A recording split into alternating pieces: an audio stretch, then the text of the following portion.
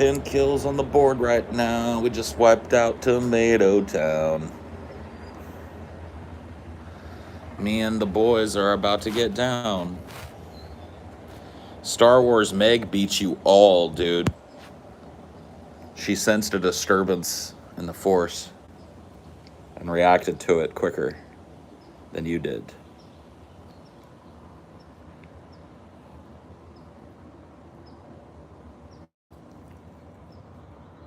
What it do? What it do? What it do? Good morning. Unlimited power. Unlimited power.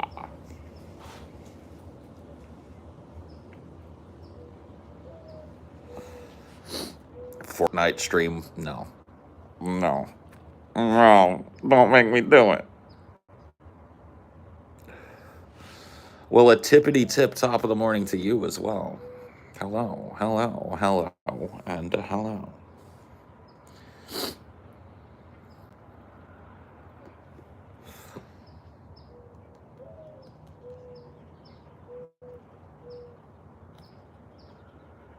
I'm actually laying in bed, TBH. Ah, let's see. I was laying in bed here until like about 20 minutes ago, and then bloop. Now I'm up.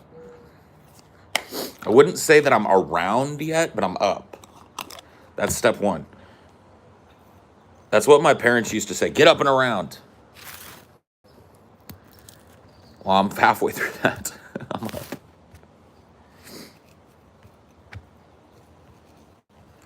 Tomato soup is yum. It is. Especially if you've got a grilled cheese sandwich. That's one of my favorite things in the world to eat, by the way. A grilled cheese and a little cup of tomato soup next to it. You dip the grilled cheese in there. That's heaven. It's heaven. It's a little slice of heaven.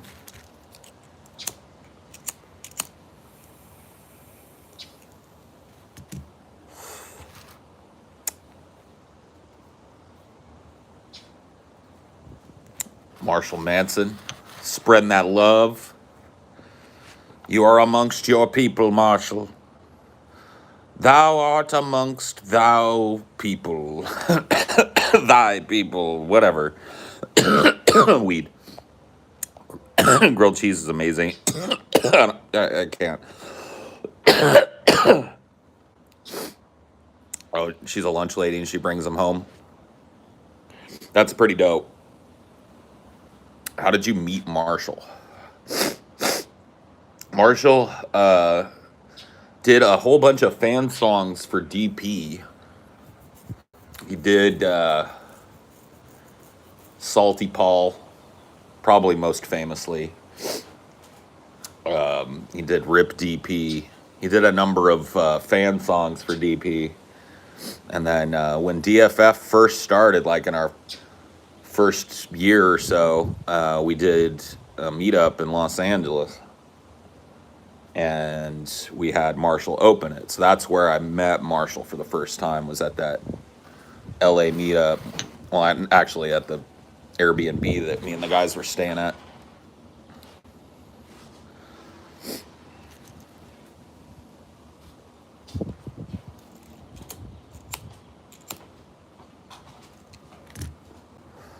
Thank you, baby. Oh, and thank you again.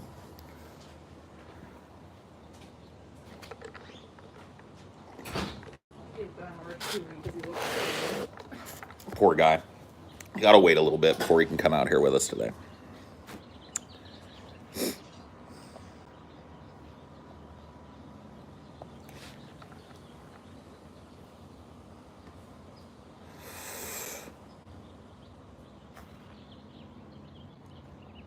Yep. Marshall has been dropping new tracks. I believe he's got a new one in the works this week, if I'm not speaking out of turn. New video, new song.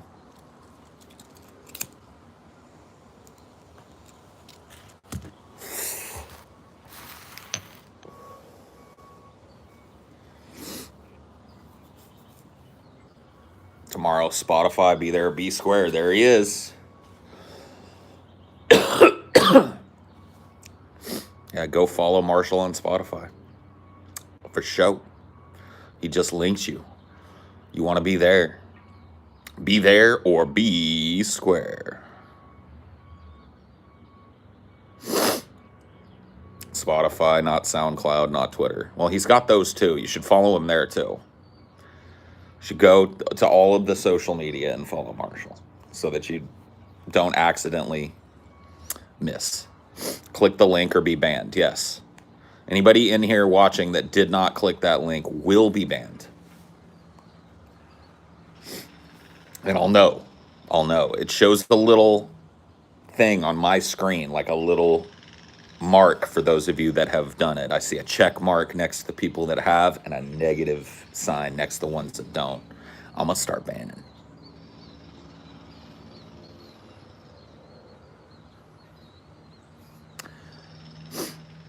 Paul getting dragged for the AOC take on Reddit. LeMayo.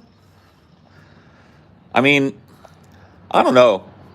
I really don't look at like the Reddit as anything that's ever dragged me. The AOC take that I had that has the Reddit in a kerfluffle is that she's pretty much done nothing since she got into office. And that she's better at tweeting about things that we should do than actually doing things that we should do. That was the take. He just don't even know. It's like, woo. That, dude, it's super controversial on the Reddit.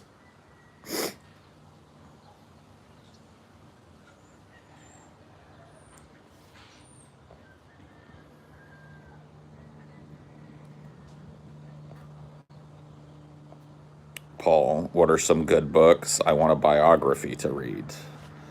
I haven't read it yet, but I want to. Roger Corman did an autobiography.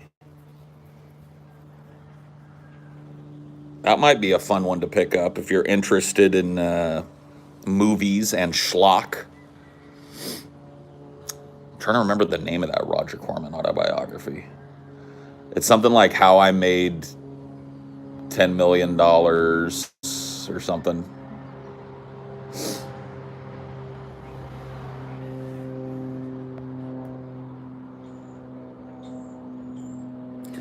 TJ agreed with you. That doesn't matter. You're talking about the 2011 one? Huh? The 2011 I think so, yeah. Corman's World Exploits of a Hollywood Rebel. Okay, Corman's World Exploits of a Hollywood Rebel. I think that might be the one I was thinking of. I could have sworn he did an autobiography called... Are you talking about like a book, maybe? It was a book, yeah. Oh, you're talking about that. Yeah. Documentary. No. A book. Where it's like How I Made $1 million in the movie biz or something. That's what I want to check out.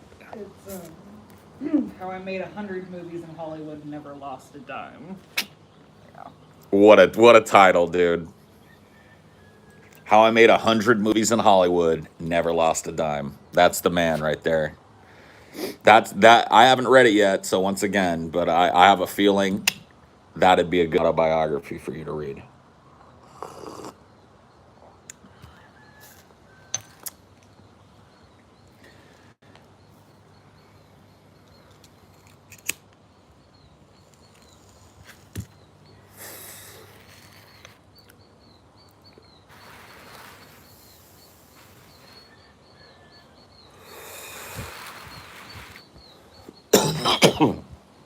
And he had a shit ton of fun doing it.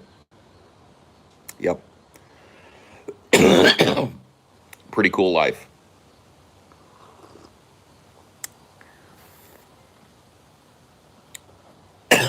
Paul, I'm starting to develop a parasocial relationship with you. Help. Stop it. Don't make me get a rolled up newspaper and whack you with it. Yeah. Stop it. Whack, whack. Pop you on the nose. We don't form parasocial relationships here on Highdeology. That's why I did it. That's why I said I saw the dog in your thing. Rolling up the newspaper.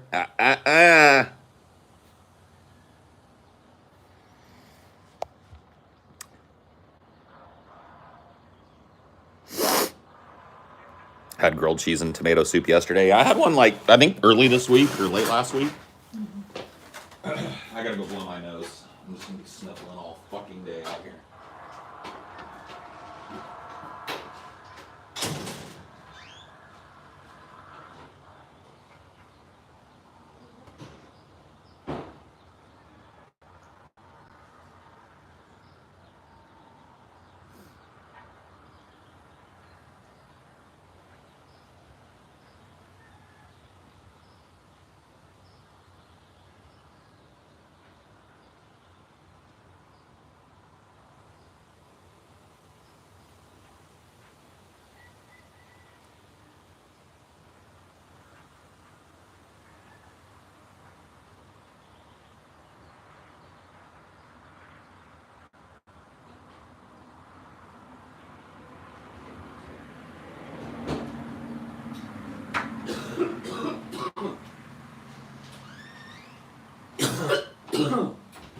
Oh man. I think I might have just created a monster. What? I walked in and Cricket was up in the kitchen window looking out.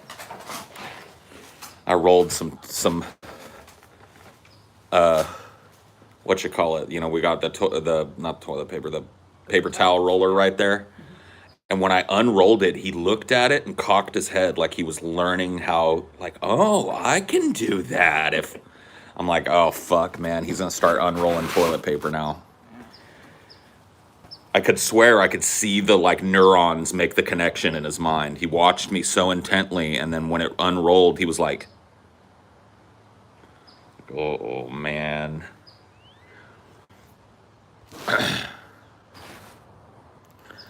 Dude, Cricket already, like, I swear to God, if we had the right kind of door, he'd already be opening doors. I think he just has trouble with knobs. Like, he doesn't have any thumbs, so, but he straight up grabs the doorknob and does this with it. So he knows how to open a fucking door.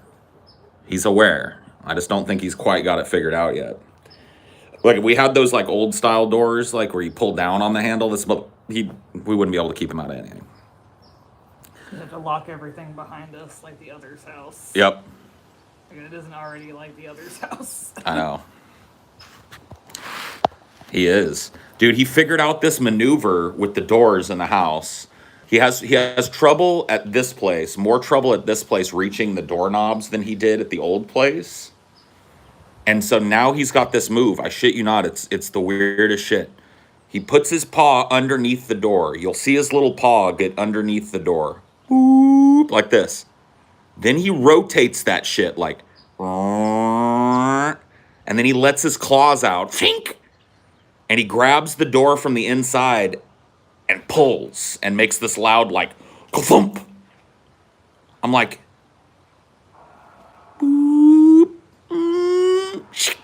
ka-thump, boop, ka-thump. It's like, what the fuck? Aren't you an animal? That's some Jurassic Park shit. I know. Puts her foot under the paw under the door and lifts it. Yeah, I mean, he's, Cricket goes where he wants to go. He knows exactly what noises wake us up. Yep. He knows exactly what noises to do at what times to wake us up.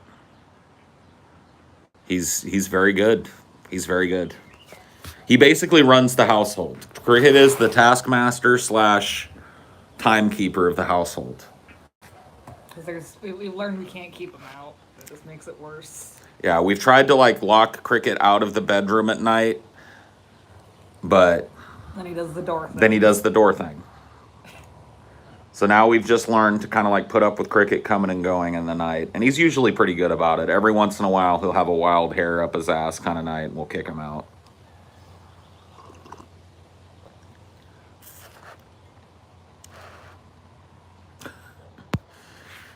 I'm very glad cats aren't smarter and have thumbs. They would control us. I think they already do, is kind of the point of this little chat we're having. Like, without thumbs and without bigger brains, Cricket already pretty much controls the timbre and tone of the house. I just got an ounce yesterday. This rips for all those who ever lost someone close. Damn, he's smoking one out for his homies. Pour out a little liquor.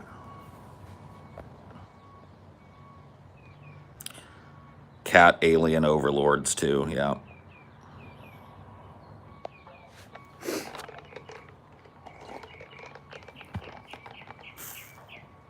You bought pet rats today? You imported a rat into your home?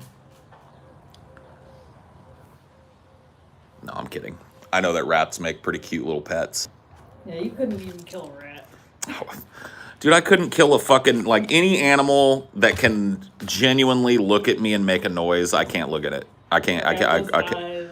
Like, I had to do a coup de grace on a fucking possum one time because my dogs had killed it and it was suffering, and that, like, I hated doing that.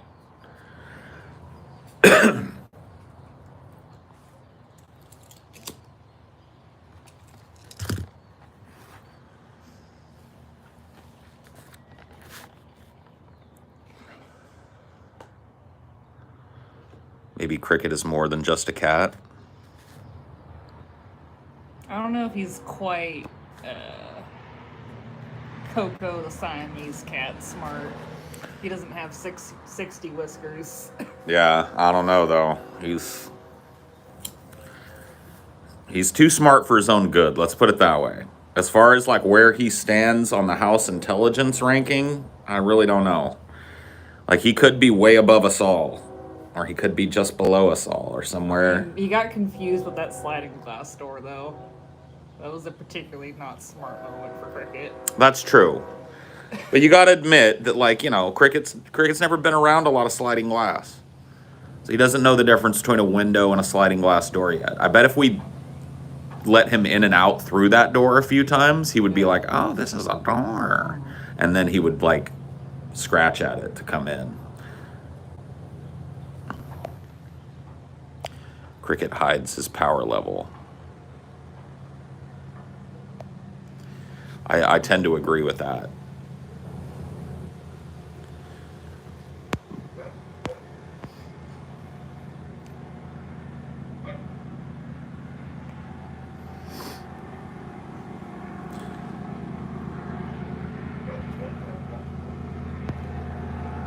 Tomato bisque. It's not how you spell bisque. Bisque is, I think it's Bisque. Yeah. But I love a tomato bisque.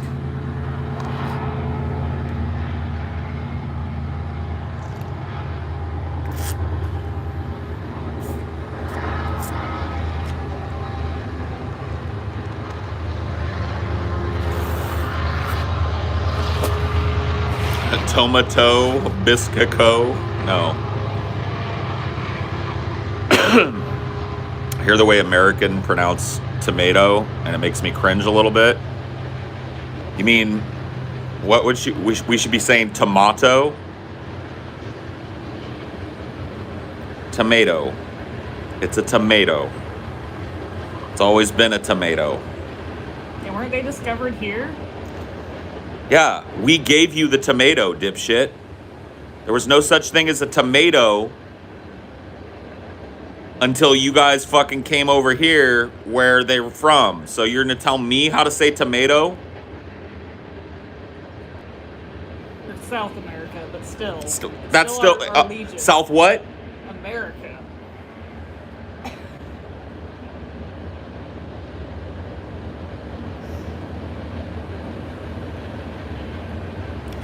We, as in the natives you robbed them from. Look, you want to split hairs? We'll split hairs. But I don't like no fucking limey telling me I say tomato wrong. All right? You should be thanking me for the tomato and not trying to correct my pronunciation of the tomato.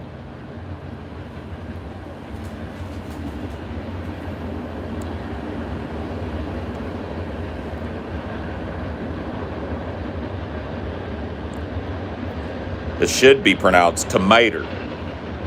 My mom will literally drop the toe and just say mater sometimes. Like back when she had tomato plants and she was making her salsa and shit, she'd say, PJ. I'd be like, what? Run out there and go get me 2 or 3 big maters. I'm making my salsa. I'm like, oh, all right, mama. Go out, pick 2 nice big maters.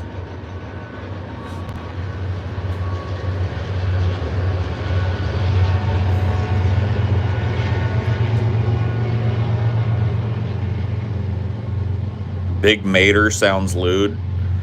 Like, only if you're not listening to it. Like, she didn't say, go get me a big mater. She said, go get me a big old mater. She's just saying tomato. She also says sody instead of soda. And now I've got Amelia saying sody. I'm just a sponge with accents and shit.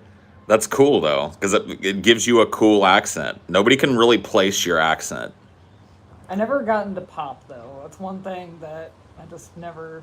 Like, that was a West Coast thing to say pop instead of soda, and I just didn't like it. See, not where I grew up. It was soda where I grew up. Well, Like, I think it's pop in the Midwest. No, it's like it was like in Washington and like BC and Canada at least too. Oh, sure, well. that makes sense. It's Pop. So. Yeah, I never got into the pop.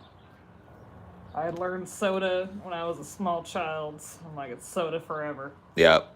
I also like spelling donuts the long way. Yeah, with the whole dough. Yeah. Yeah. That's how I thought it should be spelled Yeah. for the longest time until I saw people spelling it the short way. I think the short way is incorrect, but it's just been like, like accepted. But yeah, donuts. We call soda ginger where you're from? Oh my fucking God, bro. And you're trying to tell me how to say tomato earlier?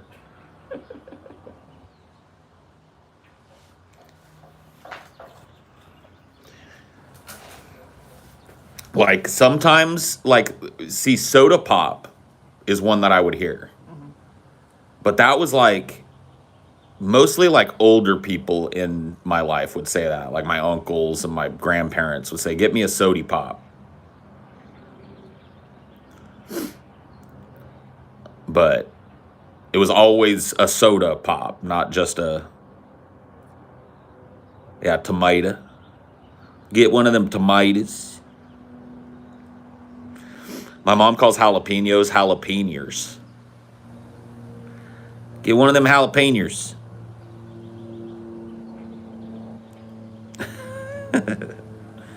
Both use soda and pop in Minnesota. Yep. Calls potatoes taters. I made some good old taters. Made good old meatloaf. I'd have to go through about 8 more dishes to actually... What? Yeah. That's cool.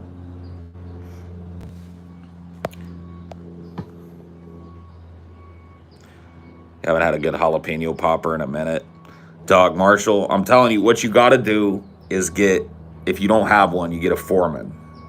Because I'm telling you, dude, a George Foreman makes a mean jalapeno popper. You can do them real good on there because it sweats out those jalapenos real good.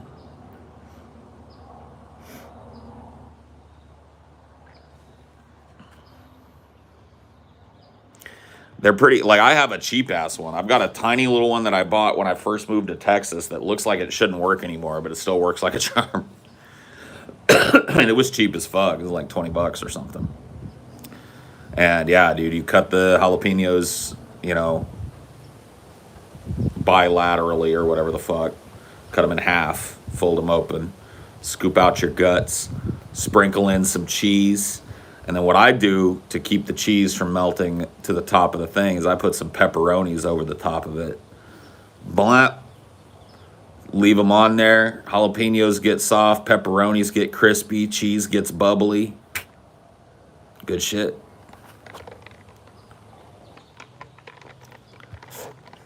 You could do bacon too, I guess. Yep. You can wrap them up in bacon.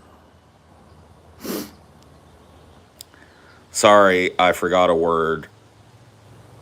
What has rustled your jimmies as of late? Rustled my jimmies. That's like a really old way of saying what put a bee in my bonnet today. Nothing really. I mean, I don't know. Amelia's around me a lot. Like, have I been like overtly pissed off at anything lately that you've noticed? Um, What was the last thing that I got real pissed at? I mean, I think you just naturally have to get angry at work sometimes because you're so invested in it. So it's not like you like say like, "Oh, fuck this." It's just like some inconvenience will come up and you just Sure. get So frustrated. the last time I was mad. Oh yeah, it was probably when we got our fucking video pulled Yeah. for copyright. Like we did this great video and we all felt good about it, and the audience really liked it. And then like 20 minutes after it went live, it gets pulled. And then So even yeah, after you cut out the offending clip, it still has like a non-problem copyright claim where like Warner Brothers is profiting off of the video because you showed the trailer. it's like whatever, dude. I'm like that. I think is the last thing that really like got under my skin or whatever the fuck. Last time I got mad. It's like I've seen like some people now like not even use videos at all in their reviews. Like they'll do like those like companion tracks where it's like, oh yeah, start this at this point in the movie, and then Yeah, they'll talk and you watch it yourself. the riff track. Yeah. Yeah. Or commentary tracks or whatever Yeah. they call it. Yeah, I mean that's something that we've talked about doing a bunch of times. The problem with it is that like it would require the people to procure a copy of the film as well to watch it with us. Because they have to start our track and the film at the same time so they can hear us talking over the film. Some people would enjoy doing that, but I think the vast majority of people just want the convenience of us showing a movie and then Yeah. putting our pictures up next to it and talking about it, which is just not possible anymore. It just, I mean, it's possible, but we're tiptoeing through fucking literal zero copyright fucking films, I'm still having public problems. domain films, and still getting nailed. So it's like, it just can't be done. So, tis what it is. Because Google owns it. That's how you stay relevant. I'm not sure who you're talking to. Crazy that YouTube was around since MySpace and is still here. I mean, YouTube was the first website to take advantage of better internet infrastructure and start like conglomerating tons and tons of user generated videos along with just like, believe it or not, YouTube used to be a copyright wonderland back in the day. Like, I used to go to YouTube to watch movie trailers, fucking music videos. You could find whole ass movies on YouTube if they were older, and there was really it was like the Wild West back in the day. Yeah. Or they'd But have those playlists where it'd be like, like here's 10 minutes at a time, and then yeah, that's an old way that they used to do it. They'd break the movie up into chunks of 10 minutes, and then you just play the playlist. But yeah, YouTube used to be pretty fucking cool back in the day. And then it kind of got like they had to crack down on it once it got big enough. But I'm telling you, like, the community on YouTube is really what has died. That's the end of it that really died. like not having a messaging system is kind of stupid. Because then every comment section is people going back and forth because they don't have anywhere else to go. Yeah, it turns the comment section into like a running fucking argument area for people, which is not what, you know. I don't know, dude. YouTube just ruined itself. As soon as it sold to Google, they changed the rating system, which used to be way better and give you way more granular feedback on like how your audience felt about what you made. Versus now with the thumbs up, thumbs down, people just hammer one or the other. Yeah, It's like become a meme. if It's like, someone three starts something, it'd be like it's all right, but you need to push yourself harder or something. right. It's like the same thing as Reddit. Like vote manipulation on Reddit, especially like a smaller Reddit, is so easy that you have to almost assume that it's happening. Like it's just that's what ruined Reddit as a platform, was the upvote downvote system. Because, like the rules, the Reddicate or whatever they call it, if people adhered to that, the upvote downvote system would be fucking fine on Reddit. And they But used to have like percentages too, like you could see how many upvoted versus how many downvoted. right, it's just that's why Reddit sucks, is because people can artificially inflate topics and artificially inflate comments and make it look like that they're winning, rather than just leaving it up to the person who's reading.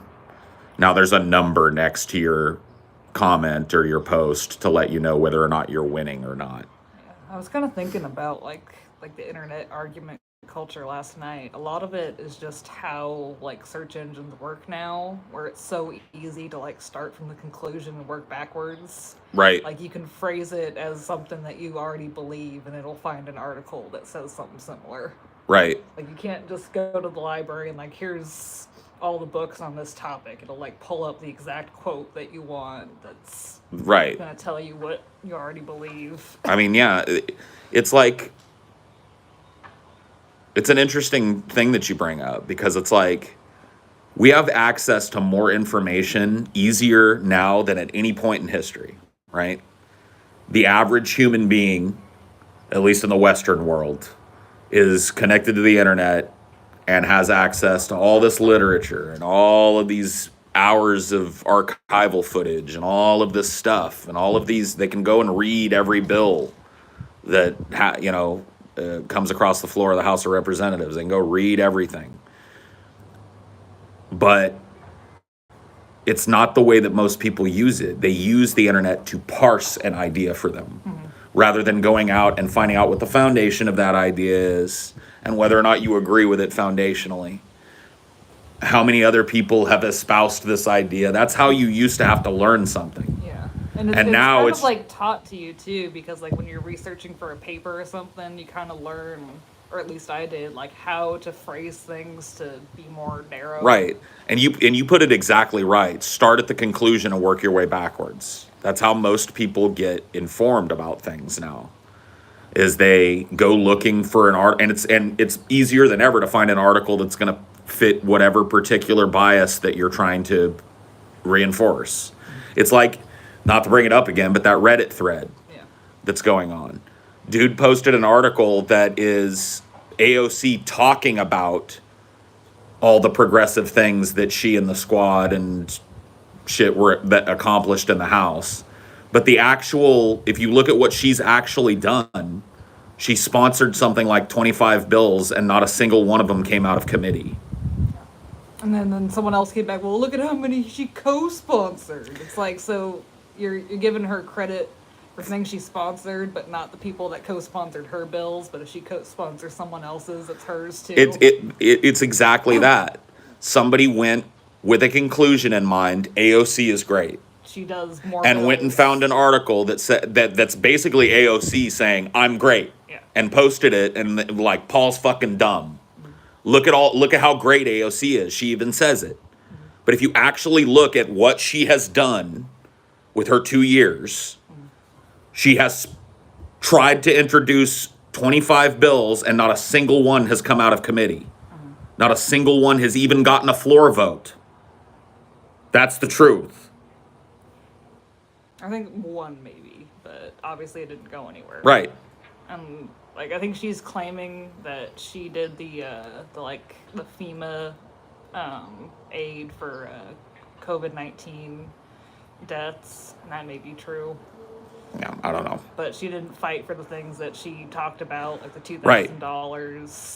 She ran on fighting for healthcare, Medicare for all, progressive legislation, progressive tax legislation. She ran on a ton of stuff and has accomplished none of it. Hasn't even fought for it. Has followed in lockstep with Nancy Pelosi when she's told not to bring something up for a floor vote. Oh, we're not going to do that because it's performative. Oh, we're not going to do that because we don't have the votes. And what are you in there for? It's like I'm so confused that the Senate voted on minimum wage but not Medicare for all. Like the result would have been the same. It's just Right. it would make more Democrats look bad. Well, it just goes to show the inherent hypocrisy of the people that were screaming, "Oh, it's performative." No, no, no, it's performative, performative. It's only performative when that's the narrative that these progressives are pushing out, and you have to carry that water because you have put all your fucking political eggs in that Yeah, basket. like the 8 Democrats voted against minimum wage. They were probably already on the shit list. AOC comes out and goes like, "It doesn't make any sense for us to vote on Medicare for now," and now you have to defend that. Mhm. Because if you don't defend that, it means that all of the energy that you've put into lifting up AOC was for naught. So, 'twas for naught. And I don't know, like I'm sure you've seen a lot with like Jimmy Dore. The way she puts out videos to her followers is kind of like condescending, almost like she's trying to explain it to you like you're a small child. I mean, I don't know. I don't listen to every criticism of Jimmy Dore's, you know. Yeah, well, it just seems like lately it's like he'll take these like Twitter videos or TikTok videos or whatever the fuck they are, and she'll like sit there and explain it to you like a child. It's like we don't have a magic wand. It's just excuses. She's better at being a social media personality than she is at governance. And no, People that's threw great. out the like she raised $2 million for fucking Texas. Number one, that $2 million did almost nothing to ease Or the two suffering hundred of. thousand. I don't even think it was 2 million. Was it 2 million? I think it was 2 Oh million. yeah. Okay. That $2 million did almost nothing to ease the suffering of people of Texas. Number two, she did it on social media. So maybe she should be a social media star that raises money for causes and stuff. Or put her followers to work. It's like, all right, you believe in this? Why don't you get your asses over to DC and fucking sit and pressure people? What if every single one of her followers showed up? It'd be something. She's a celebrity. She's a celebrity, but she's also a politician. And it's like with Obama. I lived through the Obama years. Trust me. All the way through his presidency, despite the fact that he was shit, there were people just like the people malding in my fucking subreddit right now about AOC who would have defended him to the fucking death no matter what he did. He dropped bombs, ordered drone strikes. There was always an excuse for it because he was Obama. He was a celebrity president. It's the same. They act like we don't do, like when I say we, the left doesn't do what the right did with Trump. Oh, Trump can do no wrong. Oh, Trump can fucking blah, blah, blah, blah, blah. They were the same way with fucking Obama. How short their memories are. Obama's fucking walking back of his promises. Obama's shitty shit in fucking Flint. Obama's rolling out the troops on the fucking Native American people of Standing Rock. Obama's fucking walk back of his promises. Obama's constant warmongering. There was always an excuse. Oh, you're just a fucking asshole. Oh, what do you think would be better? That George W. Bush was in there? I'm not, like, no, I don't really see a functional fucking difference. Oh, so there's no difference between Obama and George Bush. You've gone insane. It's the same fucking thing. Yeah, it's like the recession was kind of recovered from, but like people never got their wealth back.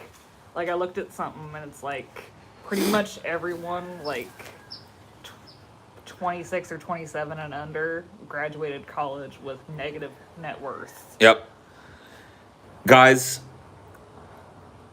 the people that we're talking about here today, not just the dorks in the subreddit, but the people that will defend a politician no matter what that politician's actual output and value is, are what we call libs on the left.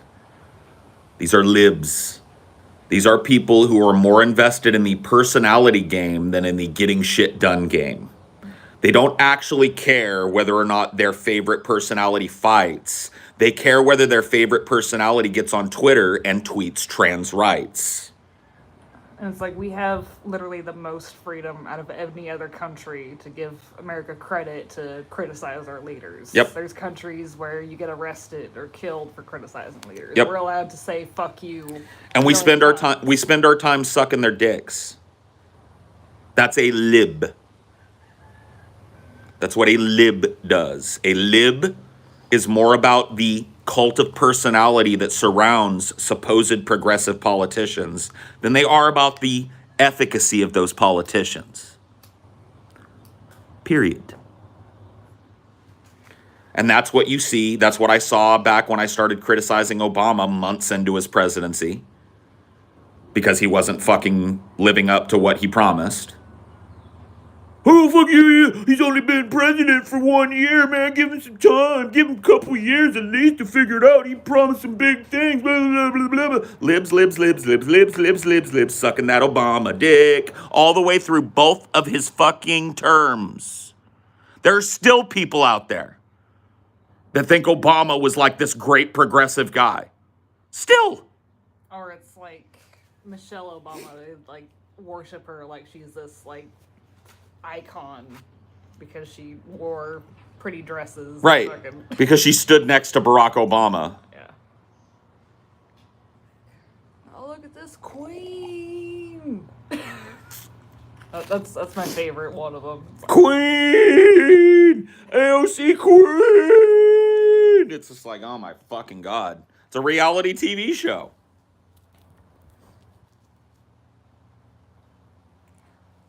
And they'll suck their fucking dicks until the cows come home. That's just the way it works. That's what a lib does. A lib loves lip service and doesn't really care about much else. A lib loves to see somebody tweet queer rights, LGBTQ plus rights, trans rights, and then do nothing. That's a lib's favorite pastime. Like, part of trans rights is fucking healthcare, because you can't transition without healthcare. Yeah. How about fighting for trans rights by doing everything you fucking can, even if it's performative, to highlight the people that aren't for Medicare for all in the midst of a pandemic and in the midst of tons and tons of fucking trans people needing to transition but not being able to afford it. How about that? No. Trans rights. I love that picture of a giant B-52 dropping bombs. It's like dropping tons of bombs out of the bottom of it, and it says GOP. And then there's another picture of the same B-52 with a gay rights flag on it and trans rights written on it, and I'm with her written on it, and it's dropping rainbow bombs out the bottom of it. Rainbow-colored bombs. Yeah. And, like, the Black Lives Matter thing, like, there was this big fundraiser that funneled money directly into the DNC. Of course. So AOC is fake because she won't commit political suicide to back up what she says? It's not political suicide. Let me ask you a question. Why the fuck do I care? Why do I care about her political career if all she's going to do is protect her political career? One and out is fine with me for a fucking politician. If she can't fucking do it and won't do it and the people in her fucking district don't want to vote for her anymore, get her the fuck out. What is all this like, what do you want her to do? Take a stand? Yes. Yup. Or it's like, look at Bernie Sanders. He's been in the Senate forever, and he's fallen on, like, deaf ears a ton of times in the Senate. He hasn't been voted out because his bills didn't pass. Political suicide. Like, why are you invested in her fucking political career? Who gives a fuck? You sent did not the people in her district send her there to fight? Go listen to her campaign. I will fight for you. Fight, fight, fight, fight, fight, fight. Mama Bear said no vote. Gotta follow Mama Bear. We have to be strategic about fight. Why should she do her job, Paul? I know. What are we, crazy here? What do we want, a politician to go out there and be risky and take risks to try and get the right thing done?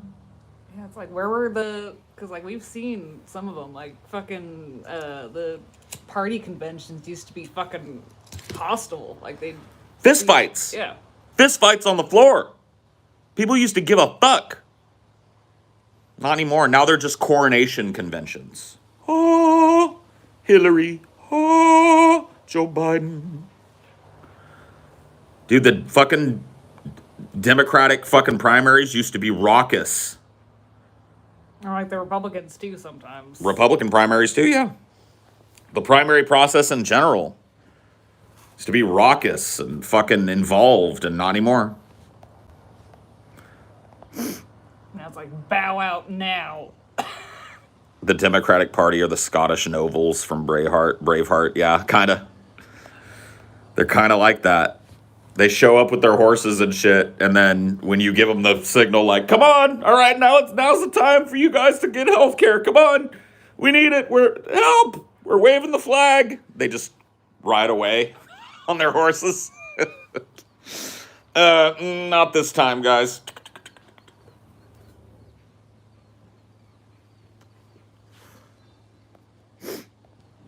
What do you want to do? Commit career suicide? Yeah, why don't you post your C-SPAN footage? Are you still the nuke the world Paul that I remember from 5 years back? I love when I have to take somebody by the hand and explain this, but I understand people have trouble getting nuance. So the whole bring on the nukes thing was a way to call attention to the fact that humanity was facing multiple existential crises and doing nothing about it. And so that it might be, like the idea was, jokingly, that it might be more humane for us to just launch the nukes and get it over with so that we don't suffer the slow degradation on a dying planet. That's what Bring On the Nukes was about. It wasn't about me being some nuclear bomb obsessed psychopath that really just wants to nuke everybody. You weren't the dead zone president. It's so fucking stupid that I've got to explain this to fucking people. But whatever. Especially considering I've done it multitudes of times. Like pretty much every time it came up on DP, I would explain what Bring On the Nukes meant. And people were just like, "Paul just wants to nuke the world." What?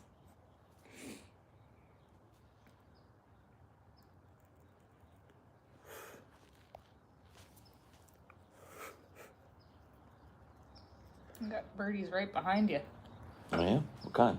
I think like not jays, just those gray ones. Oh, I spooked. I spooked him. I don't think you spooked. They were just going about their business. Don't launch the nukes until our refurbishment contract is done, Paul. Think of the prime defense contractors. I know. Sounds just like the kind of thing someone who did want to nuke the world would say. Uh-huh. Remember when the House passed legal weed a year or two ago? People actually thought weed was going to be legalized in the whole USA because they don't pay attention to the details, and AOC saw Post-it. Post-it? She saw Post-it? I wonder what future humans who have no concept of capitalism will think of all the abandoned cities and factories. You're assuming a lot here. You're assuming that there's future humans that are able to conglomerate and create their own society on the bones of ours. That may or may not be the case. But I don't know that a hypothetical future humanity would look back with anything but disdain on our culture. Derek Jensen is fond of saying that the number one factor by which current humanity will be judged by those that come in the future is the health of the land base. They're not going to care about anything else other than what we did to the land, how we destroyed the land, the garbage that we left in our wake. That is what we're going to be judged by. And I tend to agree with that. Like those gyres in the ocean ain't going anywhere anytime soon. We got all these fucking aircraft carriers and shit in the ocean that could try making a dent in it. There'll be plastic in the fucking oceans for 1 million years. Even longer. The oceans will be poisoned with microplastics for millions and millions of years. In everyone's bloodstreams.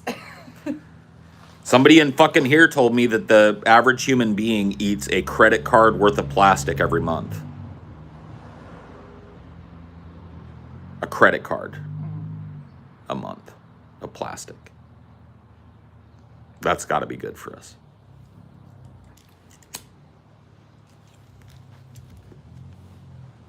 Yeah, Or like the people think like, they'll look at our memes. Yeah.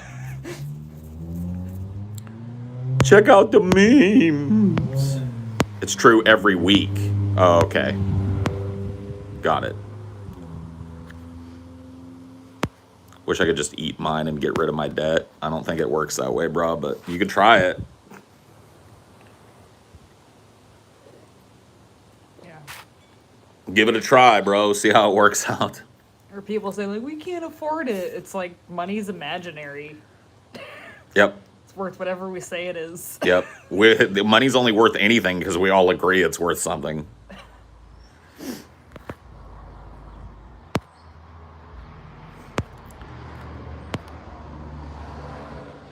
Just eat a credit card at the beginning of the week to balance the equation. There you go. Yeah, dine on your credit card for dinner. Slow baste it. Get some gravy on that shit. Put some veggies in there with it. Get a nice roast going. You gotta baste. That's the key to eating your credit card. Baste. You want to get all that plastic to kind of come out of the credit card and soak into all the juices and the. Gotta marinate it. Yeah, gotta get it going, man. It gets nice and soft and floppy. You know you're ready to eat.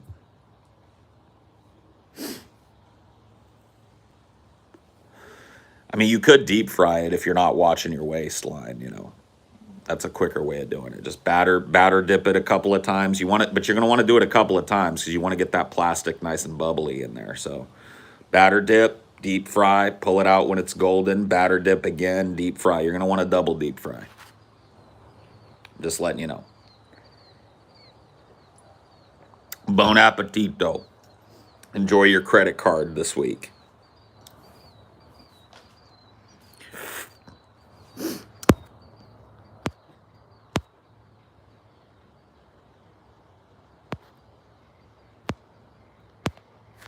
Your credit card balance is now part of your balanced breakfast. That's what they meant. It's a credit card balanced breakfast. Just the existence of bankruptcy proves that money isn't actually a thing. Yep. That's not true. Where does the plastic come from? The food chain. Yeah, it's in the water. It's in the water. Animals drink. Yep. It's in the food that animals are fed. It's in the fucking ocean that animals are pulled out of to be made into food. You're starting to see now. They recently did a test. I can't remember where it was, but they did this localized test of a ton of children, and I think it was was it Boston? There was this big landmark test that happened last year at some point. And every child they tested, literally every child they tested had plastic in their bloodstream. They couldn't find a single child that didn't have plastic in their body. It's just there. Every human being on the fucking planet has got plastic in our body now. Isn't that great? Isn't it wonderful? Same is true for large ocean fish, pretty much every animal that they catch and test. Yeah. It's like there's this thing called the water cycle that moves it around. Yeah.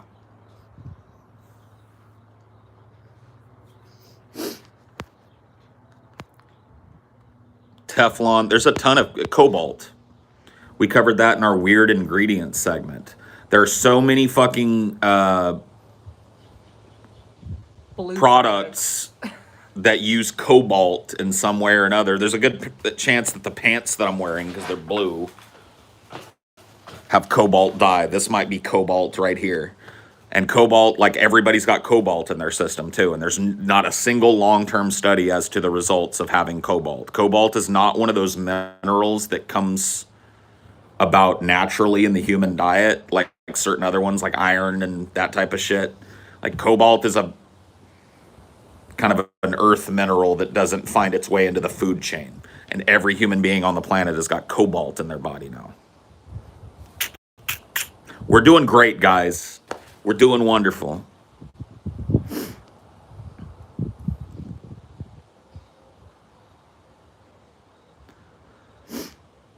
Does plastic do that much damage overall? Genuine question from a pleb. I mean, if you've got to ask that question, you need to go and just take a look. Go take a look at the Pacific Gyre.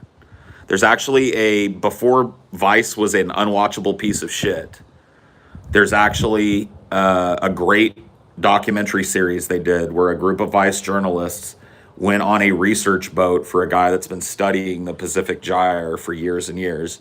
And he takes them on a 3-day voyage. You have to steam 3 days straight out to get in the middle of the ocean, and takes them to a place where there's literally a mat of plastic about this thick or thicker floating on top of the ocean. All just mixed plastics, some of it broken down, some of it not, some of it in that like recycled plastic bead form. Those are everywhere. They pull samples out and you can barely see anything but plastic in the samples. And that's being added to at an astronomical rate every year. Go watch the fucking documentary. They sail into pristine ocean, and then as they get closer to the gyre, they start seeing these big hunks of plastic, colored plastics and shit. And they're like, because like the first 2 days they're steaming out, they're starting to think like, they say it in the documentary, they're like, at this point in the journey, you know, we started to think like maybe we got kind of duped by this guy. Like he's talking about all this plastic stuff and like we're not really seeing it. And then all of a sudden they hit the outer rim of the gyre and they start seeing all these colored plastics and beads floating on top of the water. At first just big chunks here and there, and then deeper and deeper they go, the thicker it gets, until you can't even fucking see anything around you that isn't just a mat of plastic. They dive off in it and get underwater footage of it, and it's just this floating giant mass of fucking mixed plastic. It's an island. Yep. It's an island you can have a small country on. And there's like, what, 5 of them or something? Yep. And that's right off the Pacific Ocean. That's right between California, Oregon, and Washington, and Japan and China, and Russia. That's the gyre. It's right there.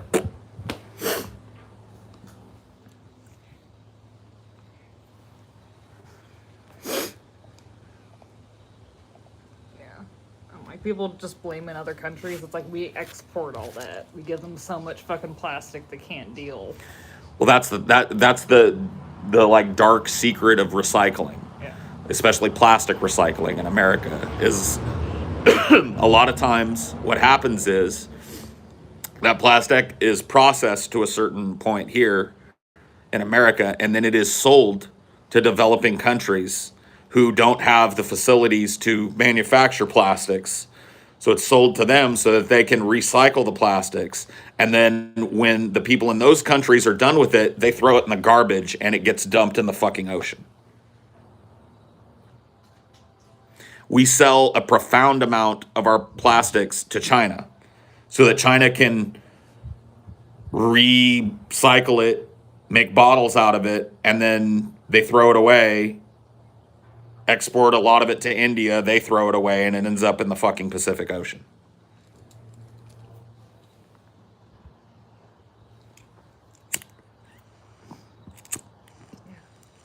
It's like we can't blame those countries for dumping it when we fucking bury them in it. We made it.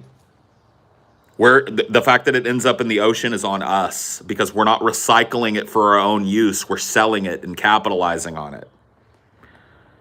So it's just like, it's like if you go like, here's a plastic bottle and you're driving down the street and you throw it out the window yourself, right? It's like, is it not your fault if you go, hey dude, throw this out the window for me? You still fucking created that. You still made that fucking choice. You're still the reason that bottle got flung into the fucking wilderness. So America, it's not China and India that's evil here.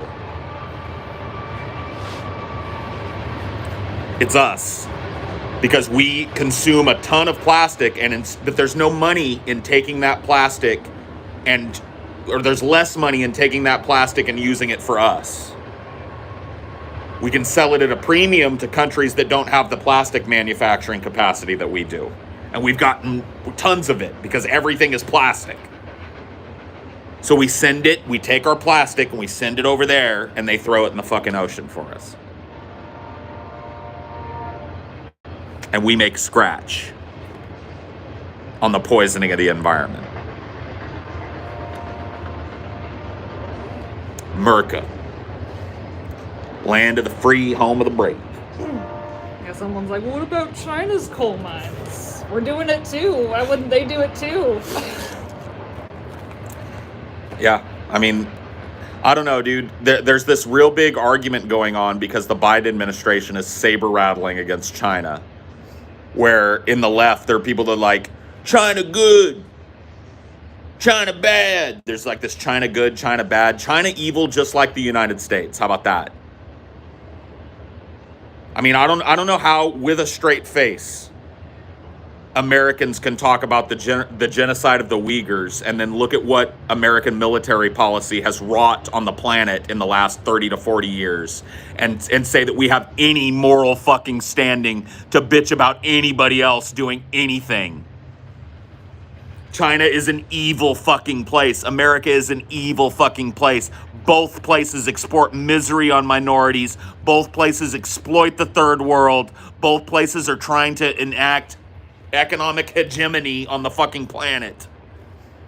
Like Derek Jensen was saying, exporting violence. Right. And anything else, it boils down to this lesser of two evils fucking argument again. I don't believe if evil exists, there is no lesser evil.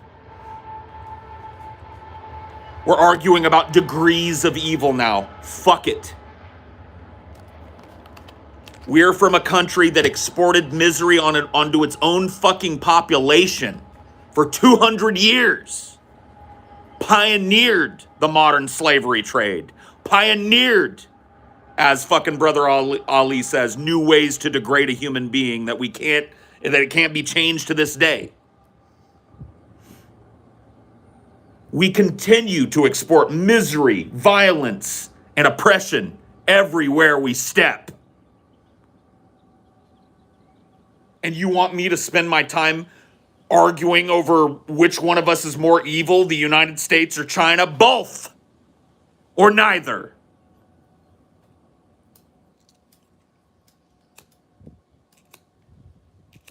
They're just a bigger country too. Of course, they're gonna produce more. There's more people. I borrow that one.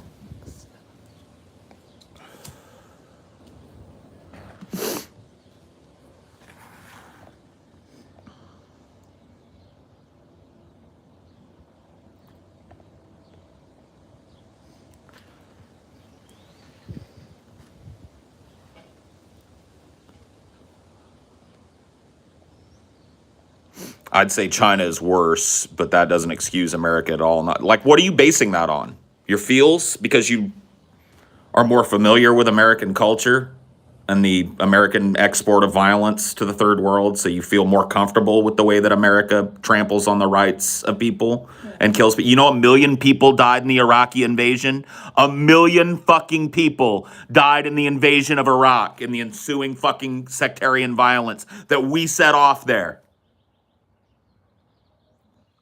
It's not like we ever stopped supporting China too, so if anything, we're funding them if they're worth We've been funding them. They had most favored nation trading status with us for fucking years. I think they still do. They've loaned us a shit ton of money. They own a huge swath of American debt.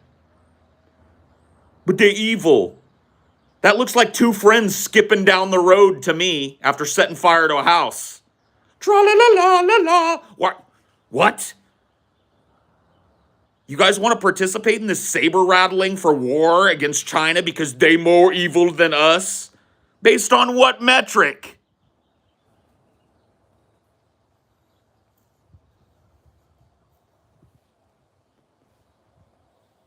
A million fucking people dead because we decided to invade Iraq for no reason other than to geopolitically position ourselves for proxy war against Iran. 1 million people, men, women, children, burned by white phosphorus, blown to bits, buried in rubble, crushed, blown apart by 50 caliber bullets. That's how those people died. And then anyone fleeing that violence were like, "Are you a terrorist?" So let's talk misery.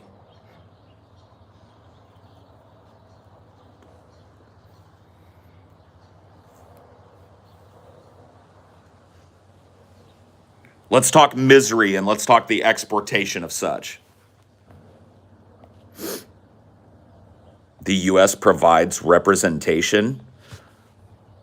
What kind of representation? The kind you drop out of the bottom of a B-52 bomber in an operation you call shock and awe? Representation at the point of a fucking gun? And a bunch of targeted ICBM missiles fired from a fucking warship?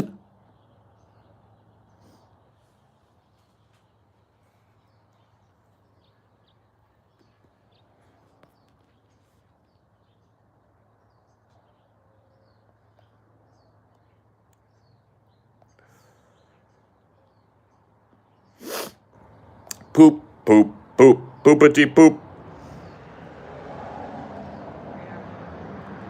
Like when your mod's like, "You must hate the troops, don't you?" It's like, I think that was probably a joke. yeah. Oh no, kitty. Is it just on the side of the house, right? Huh? It's just on the sides of the house. He sprayed everything. Oh, he did. Yeah, but Kitty, I mean, better get out of here. it's probably pretty dry now, to be honest with you. Kitty ain't gonna be hurt by it. Oh, did we block your hole? It's like, oh, Gotta go find a different hole. my hole is blocked. What do I do? Joe Biden seems to support the genocide in Yemen. Joe Biden supports continued military operations in the Middle East because Joe Biden's donors are largely fucking defense contractors and shit. One of the first legislative accomplishments of Joe Biden was to sign a giant defense contract where he gave $250 billion to Raytheon to develop weapons. Didn't have any money for you.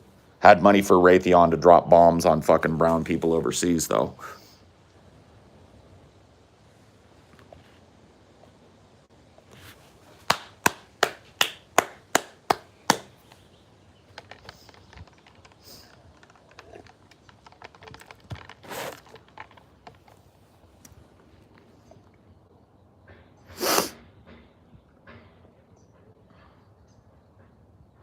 Would Paul even be able to do what he's doing right now in China? They'd toss him in a prison. I'm far more likely to be tossed in a prison right here in America. Sorry, kid. Sorry, kid. America's the place that's got the thrown into prison problem. We have the largest prison population on the fucking planet by a country mile. Oops! Where it's like, our democracy is better. Most of those people that are thrown into prison can't vote afterwards. Yeah. I'm way more motherfucking likely to be thrown in prison right here, motherfucker. That don't work. That dog doesn't hunt in here.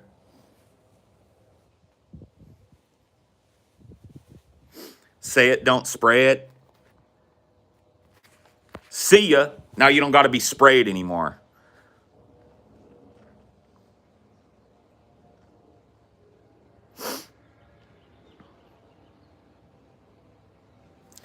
China's got a higher population, like, by a lot.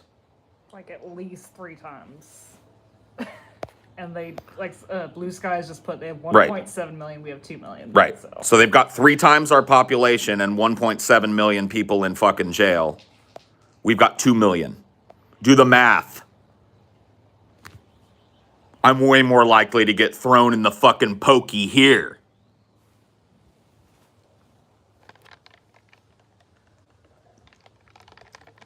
And to answer your question, would I be allowed to run a vlogging channel that is critical of Chinese foreign policy and critical of United States foreign policy and critical of economic and ecological policy worldwide? Yep.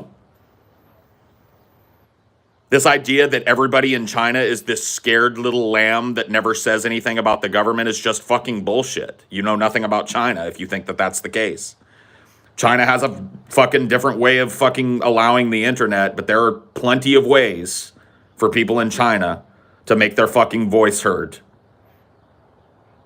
So, yep, I could do exactly what I'm doing right now in China and not be thrown in jail for it.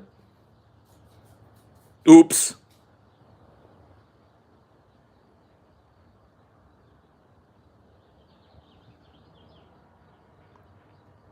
How? Go look. Stop listening to people who tell you that everybody in China is this like North Korean fucking Stockholm syndrome victim. Yeah, go take a look at the business district of a Chinese city and tell me that looks like a group of people that are fucking like looking over their shoulder for the gulag police to run up on them every fucking second. It's just bullshit.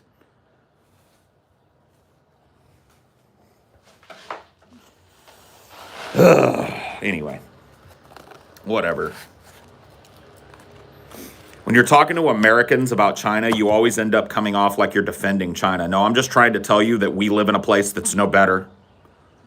We're no better about fucking civil liberties. We're no better when it comes to exporting violence all over the fucking globe. We're no better on prisons. We're no better on war policy. We're no better on economic policy. We're no better on fucking health policy.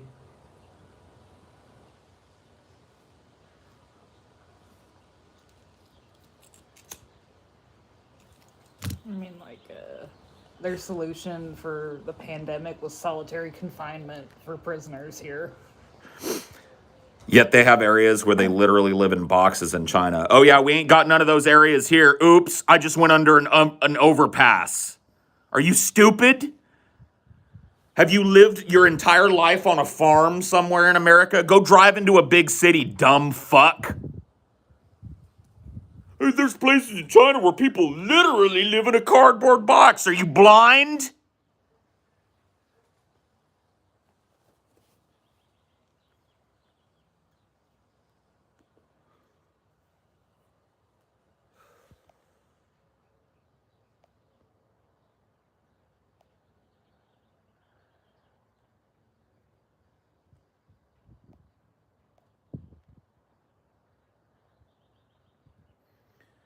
China is on pace to become the dominant economic power in the world in the next 10 years. And it's going to happen. There's nothing that's going to happen to stop it.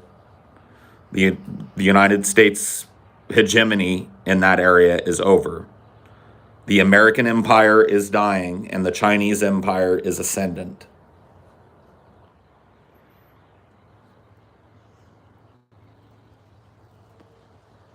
There's literally places in China where they live in cardboard. I can't believe you said that. You must be fucking blind. You never seen a tent city? Never heard of a tent city? You look at the homelessness rates in America.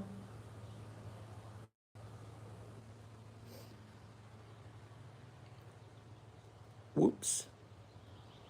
Why does everybody that comes up with this anti-China argument slip in a big dog turd and fall face first into it? You'd probably be thrown in prison if you were in China. No. It's like, do you not realize how much propaganda is in the media? No, they don't. A lot of people don't. A lot of people watch the news and they think they're getting the news. A lot of people don't understand the idea of narrative. And so they listen to other people for their ideas and their positions on things, and they vehemently go forward defending those things without even thinking about them. Just like you said earlier, they start at the conclusion and work backwards from there.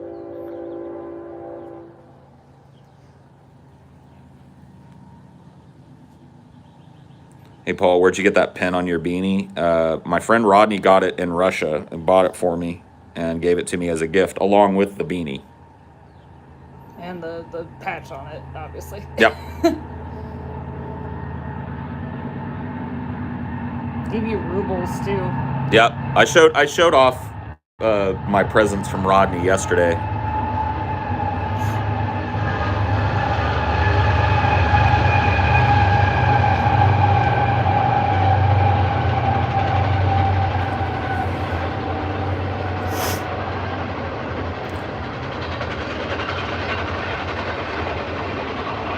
Do you have anything particular to say about the Russian government? The Russian government is basically, as I understand it now, a government that is largely run by what we would call here in America organized crime. So Russian oligarchs supported by the government basically profit on monopolies within the Russian government and run the Russian government policy-wise and enforce that policy with thuggery. And they just have a different attitude. It's Das Russia. Yeah, das Russia. Das Russia, man. That sounds like America. I mean, it's not like, look, there's a lot more pomp and circumstance to it in America, but there's not a whole lot of difference.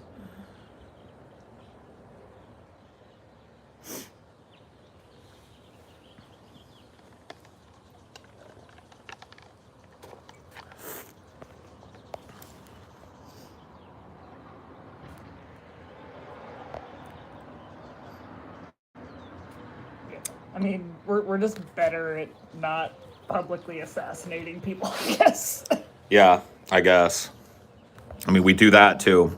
Hi, Paul. The Fat Traders episode is one of my favorites. I'd love to give you some celeb suggestions. I think I have some pretty challenging ones. Okay, well, hit me up on Twitter. Thank you for the $5.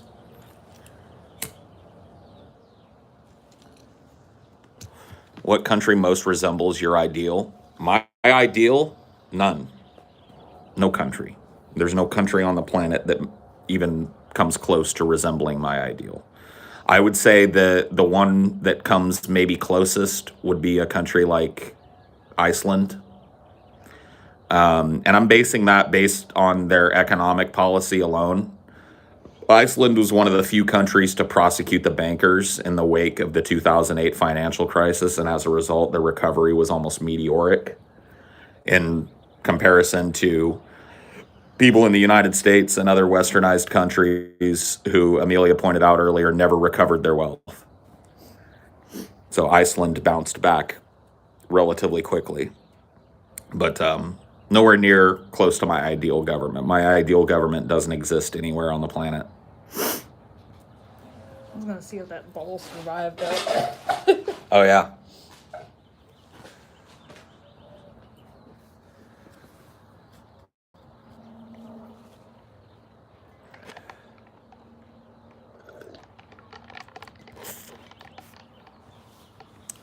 Agrabah, yeah. We'll just wash it with some soapy water or something. Oh, yeah, it survived? Yeah. Cool. We'll just wash it to Yeah. make sure it doesn't have anything on it. I'm sure it got sprayed, so you could probably throw that in the dishwasher, TBH. Yeah. I'd be willing to bet that AOC would never persecute the bankers. Rinse it first, though, you know what I mean? Yeah.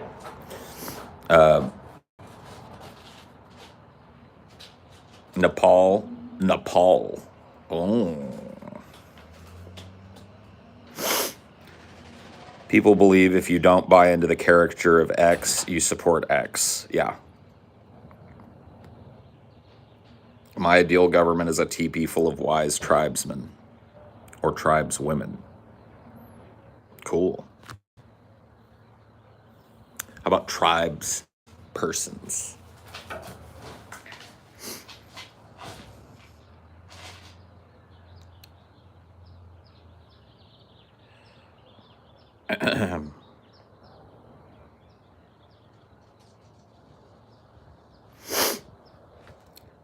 If you had to, what would be a compliment you could give about the state of Israel? They grow hot chicks like fucking like a crop there. Is that a compliment?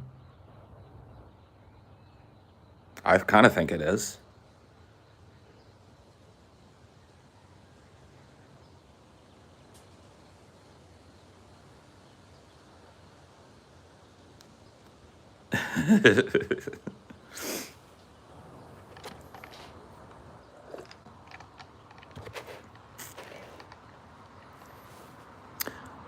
The area that I'm in has not opened up to the general public for COVID shots yet, so I have not gotten mine yet.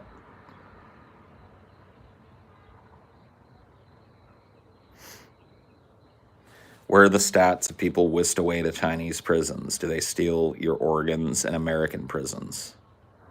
What? Do they steal your organs in American prisons? No. They just put you in a butt-fuck rape torture cage.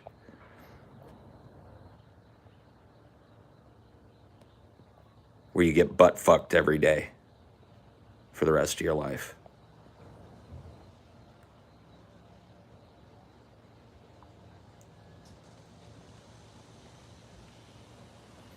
Make you do slave labor, yeah.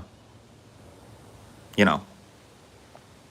And society laughs at it too, yeah. We think it's funny that people go get butt-fucked in prison.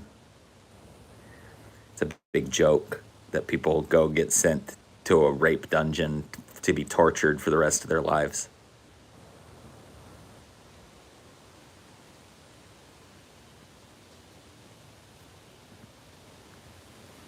You're not going to win with me. My eyes are open as to with regards to what the American fucking empire exports on the world. Death, exploitation, localized ecological degradation, economic devastation, the strip mining of natural resources from under the feet of the people who rightfully own them. That's what we export to the world. Oppression. Destruction.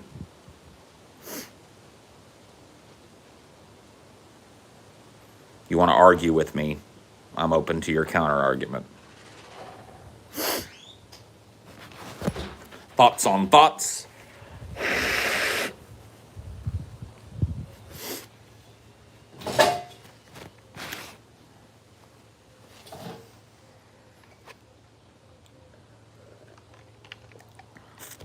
I'm sorry, I was like freaking out so bad about the spray. No worries. It's pretty common shit. It's just Roundup. I love how people pretend to be anti-rape, but when it's a prisoner, it's funny. Makes you think. Yep.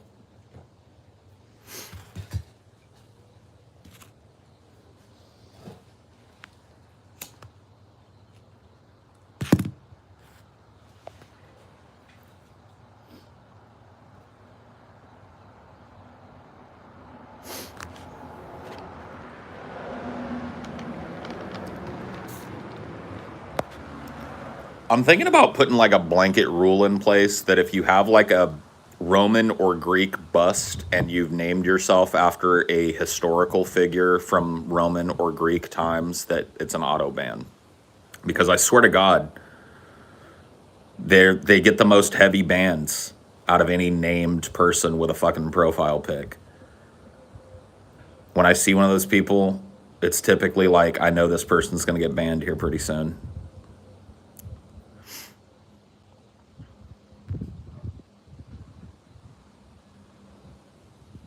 Does that include Vlad? No, I guess not. He can. Well, you've got Vlad the Impaler, but you're not named Vlad the Impaler, you know? It's like you've only got one of the red flags, not both. If you had a picture of Vlad the Impaler and you named it yourself Vlad the Impaler, then you would definitely.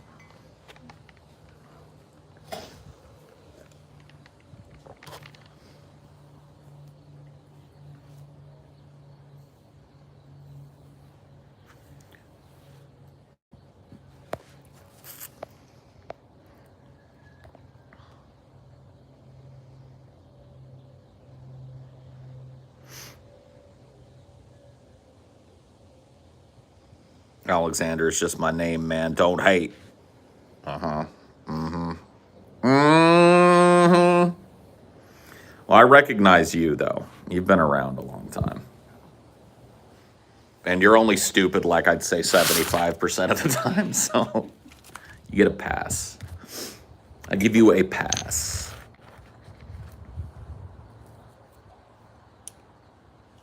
If your name ends with an S, you're banned. Maybe I should just pick an arbitrary rule every month and enforce it.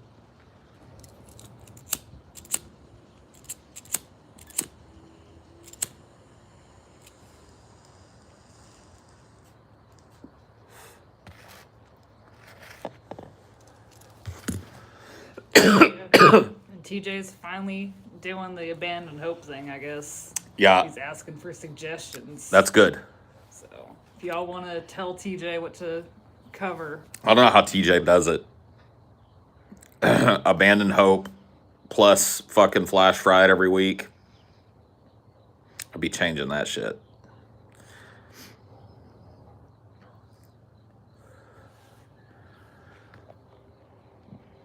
Decimation protocols every month will be enacted on the chat. Yes, I'll share it with my wrenches only, and you guys will have to guess why you're getting banned.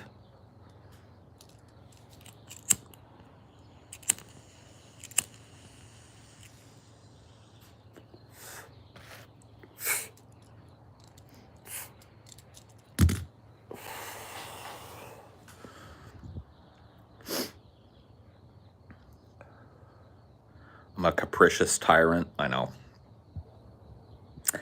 I know.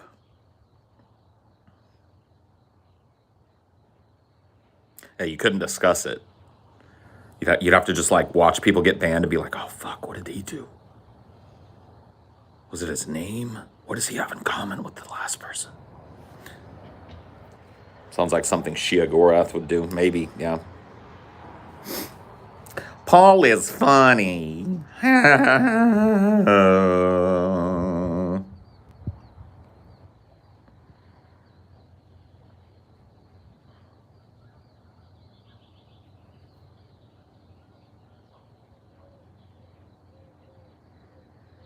Why do you dislike Roman profiles? you already Because asked that. oh, did he? Goodbye.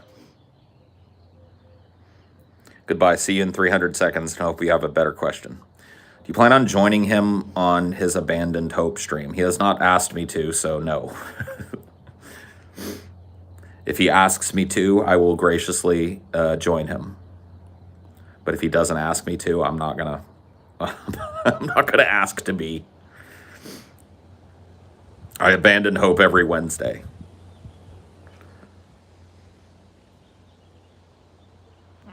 There was some good stories yesterday. There were. Last week's was better than the week before that in terms of like how fucking depressing it was. I'll give you that, but it's typically overall just a depressing kind of fucking show for me.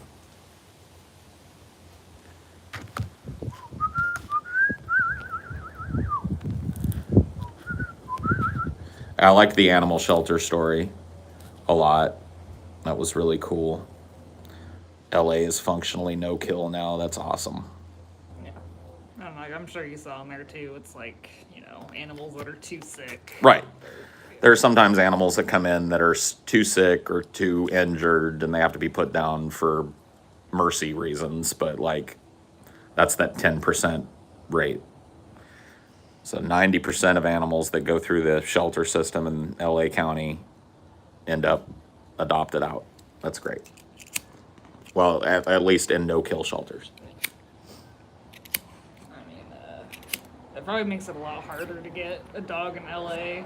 Like Seattle area is pretty good too. My mom had to get her last dog like shipped from Oklahoma or some shit. There are actually tons of organizations that specialize in that. One of the ones that I used to work with, worked with the shelter that I volunteered at from time to time. It's called Cali Can. I don't know if they're still doing it, but apparently in Canada, Chihuahuas are incredibly rare and hard to get, and thus people breed them, and it's a problem.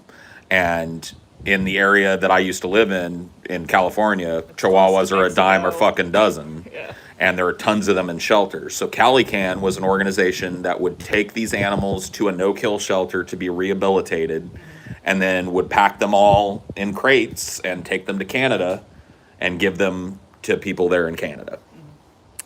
And so that sort of thing needs to be done nationwide and I think like continent-wide when it comes to North and South America. Like there's no reason why we couldn't, because there are certain areas that are just overrun with certain types of dogs that people in other areas of the world desperately, they want those dogs. And it's like, why not hook these dogs up with the people that want them rather than pay breeders?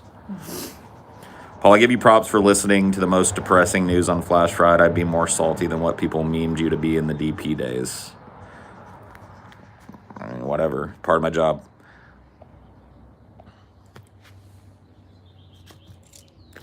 Part of my job, yo. It's what I do for a living. Talk about depressing news once a week. Ye fucking how.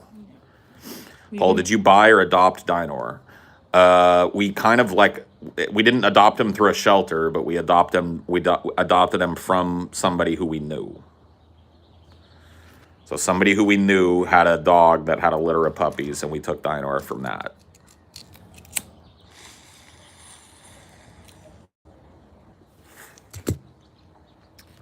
But Cricket's 100% adopted. He was a bottle baby. Yep, Cricket is a 100% adopted baby boy. Bottle fed as a kitty cat, as a kitten, and a big old sweetie pie.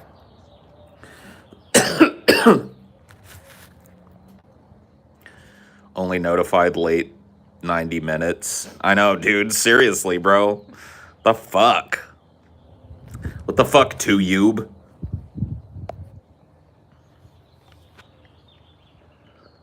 Yeah, dude. Cricket's 100% more cuddly than the last cats I had.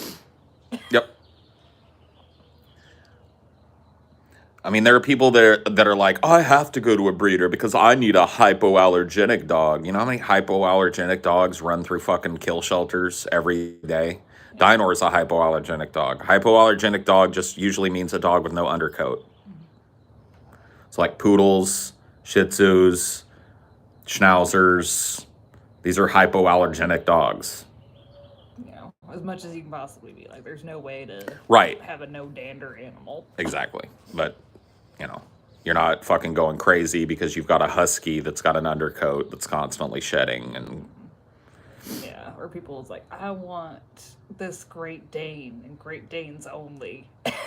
remember that dude that had that fucking big bull mastiff Yeah. puppy that was bigger than Dinor already, Yeah. and just obviously a puppy, still stumbling, already bigger than Dinor, living in an apartment complex. I'm just like, that's like having a bear live with Yeah. you. Those dogs are like that tall at the shoulder, like a good 4 feet fucking tall at the shoulder. It's like, what? 90% of the dogs in my local shelter are pit bull mixes, which would be fine, but I don't have room for another 70. Well, yeah, I mean, that's why I'm talking about this, like hooking people up with different kinds of dogs, because there's an overabundance of certain types of dogs in certain areas due to culture. So like your area has a lot of pit bulls. There's a heavy pit bull culture amongst mestizo people. Like I don't know how better to put it. Latino and Latina people. There's a heavy like fucking pit bull culture there. Yeah. There's people in areas of the country that are a lot more sparse, that have more land. Like, Right. if you have like a plot of land in Mississippi or something, you probably want one. So, you know, but there are places where you can't get one, and so there are breeders. And then there are places where the shelters are overflowing with. There's like bully rescues that do pull from one state, transport bullies to places where that don't normally have them, bully breeds. Isn't Salvador a lab pit mix? They're not exactly 100% sure what Salvador is, but they know, I can tell by looking at him that he's got Labrador Retriever in him. I don't know if he's a pitty or not. What he's mixed with is question mark, Yeah. but he is definitely a Labrador. Like, just that is weird. Like, cats, I think there's a lot less pressure to like identify the breed of cats. It seems like most people have domestic short hairs. Yeah, I mean, sometimes people will get, you know, those weird, strange breed cats, and those are subject to the same kind of overbreeding and shit as dogs are, unfortunately. I just think like overall there's less of a There breed is. culture. You're right. Most people just got a kitty. Dinor looks like an Irish wolfhound that stayed a puppy forever. I can kind of see it. Yeah, maybe that is the hound in him. Maybe it is wolfhound. He does have hound breed as part of his genetic makeup, so maybe he's got a little wolfhound in him. It's definitely the least of his genetic makeup. Yeah. They weren't able to establish a specific hound breed. He just has hound group genes. Yeah. What do you think the waddle's from? His little whittly waddle. That's definitely his cocker spaniel. Yeah. Cocker spaniels have that. My cocker spaniel Freckles had the little. He's got the cocker spaniel waddle. And he's got a very chihuahua butt. Oh yeah, he's got a chihuahua butt, but with that weird long-haired tree fucking Shih Tzu tail. He's just Dinor's literally a Frankenstein's monster of a dog. He's like 3 different dog breeds mixed up with a little bit of hound. I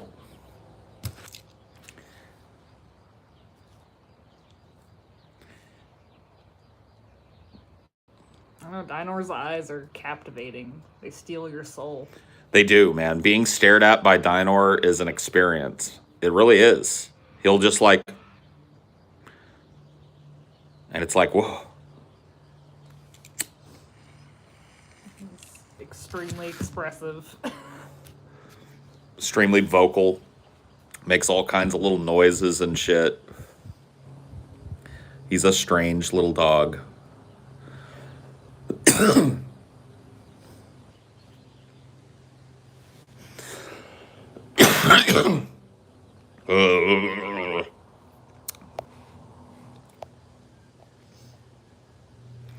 It's like he knows something and nothing all at once.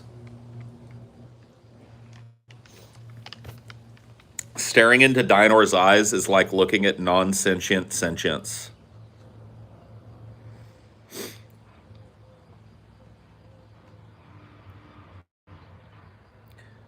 Oh yeah, 2 animals looking at one another is an incredibly complex phenomenon. Anybody that's ever seen a gorilla and locked eyes with one, it sends like a lightning bolt through you. There's a very real communicative connection to looking into the eyes of one of our cousins on this planet. And, the more human-like they are, the more powerful that can be, in my experience. I've seen a lot of big primates, orangutans and chimps and gorillas and baboons, and these animals all display such a human quality in their expressiveness, in their movements, in their dealings with one another, that it's impossible not to feel that connection. And I've looked into the eyes of a number of primates and seen that there.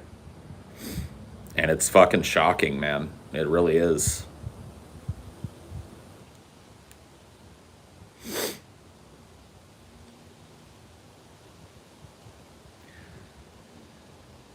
I mean, it's not animalistic. We're animals. That spark is part of us.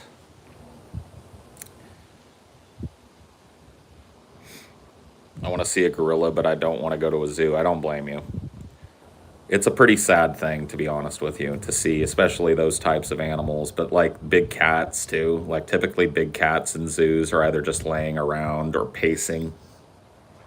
I mean, there's definitely better zoos out there. There are, for sure. You can look into which ones are the most humane that try to imitate their habitat the most. Yeah, San Diego Zoo is a good bet if you can make it to it.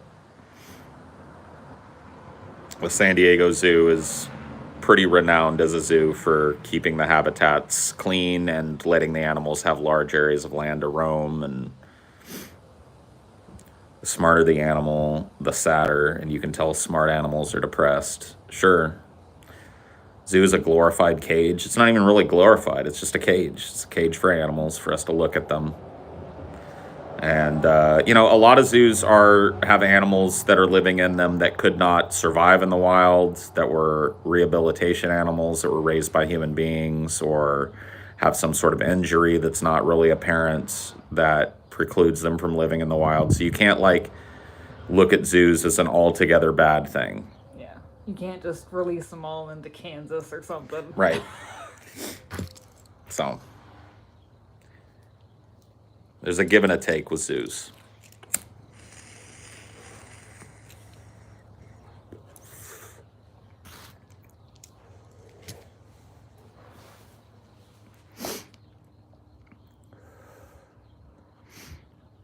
Animal Kingdom at Disney World had some big cages for gorillas and giraffes. I mean, a cage is a cage is a cage, but I get what you're saying. The Louisville Zoo has an awesome gorilla exhibit. Did you ever go there? No. Never did the Louisville Zoo. It seems like both places where I've lived next to a big city, I haven't really gone into that city much. Yeah. Like, we didn't go to New Orleans at all. I guess. Yeah. Well, The meetup was there, and that was yeah, it. the meetup, And and I think I went there for like a medical appointment or something. and you flew. Yeah. Well, not to you. No, but you went to New Orleans to fly, Yeah. and then came back from New Orleans. Oh yeah, that's right. Wait. And you flew out of New Orleans. Oh yeah, it's not after we met. No, after we met, when you visited your dad, Oh yeah, that's right. you flew to Florida. Yeah, that was like the wibbly time right before the pandemic. Yep. The wibbly wobbly time. Yep. Pre-pandemic times. Good old Nolans. I completely forgot I visited my dad. Did people think that Jurassic Park was going to happen in the 90s? What? That it was going to happen? I think so, yeah. I think there were people that thought that, like, science and genetic engineering was eventually going to get to that place of, like, we can make a dinosaur now. I think there's probably still a lot of people that believe that. It might actually be true. I don't know. I mean, we found that dinosaur. I'm going to switch this so you guys don't have to look at boogers. You can look at the side of my Diet Coke can. We saw that dinosaur that like was found with all her eggs. Oh, yeah. That oviraptor Yeah. died sitting on her nest.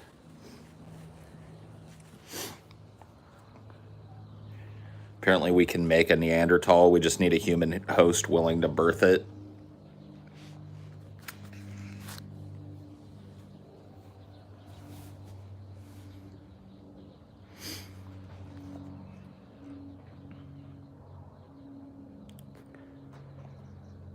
Dude, I'll birth it. I'll birth the Neanderthal. In about a month, I'll send you a picture of my first batch of pottery bongs on Twitter. Cool. That Ankylosaurus they found with scales still on in the Pacific Northwest. Cool. Cool. Sorry, Paul, that is not how that works. Why? I'll do it. Why do we need more Neanderthals? We have Trump. I don't like it when people use Neanderthal to insult people. Neanderthals, from what we can tell, were incredibly like sensitive, interesting, intelligent beings. Like as close of cousins that a human being could ever have. And we literally bred them out of existence. So they're part of us. So it's like, we're all, well, not all of us. There are some people, like people from Africa have no Neanderthal DNA if you're 100% African. But Neanderthals basically got bred into the human species. There's no such thing that it's not interbreeding slightly. There was pretty widespread interbreeding, enough interbreeding that Neanderthals ceased to exist. For a long time, people thought we went to war against them and beat them. No, we just fucked them, and they fucked us until we were them. Like, that's what happened.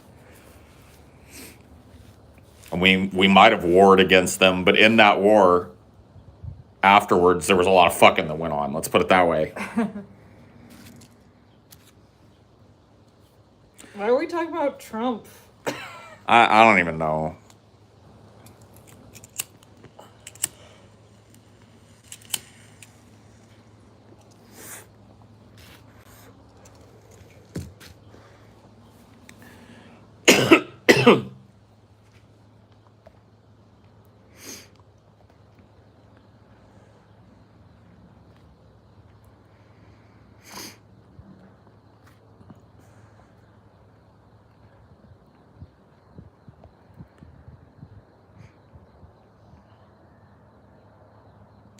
That's like saying the Spanish warred with the Aztecs, but it's okay because they bred together in the end. No.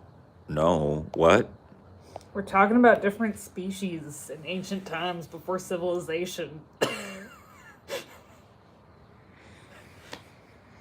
Man, I don't know how you get that spun off topic up in here. Zzz. Like, huh? Say what? Neanderthals did lack a gene called the FOX2P gene that's responsible for articulating language, so they never developed spoken language. That is true. But as you know, somewhere between 70 and 80% of human communication is nonverbal anyway. So, Like you were talking about looking at the gorilla. right. Earlier.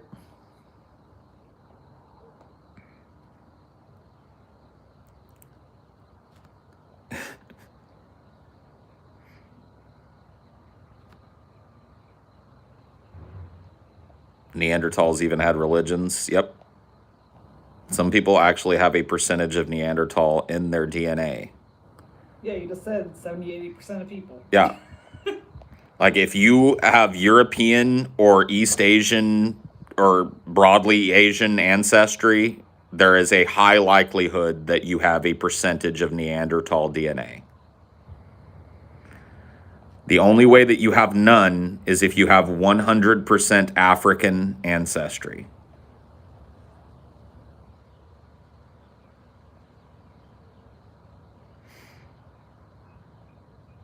Or I guess maybe 100% Native American ancestry. No, I think that they actually have evidence of Neanderthal DNA. Because of the land Right. bridge thing. The fucking Bering Strait or whatever the fuck. The Bering Land Bridge.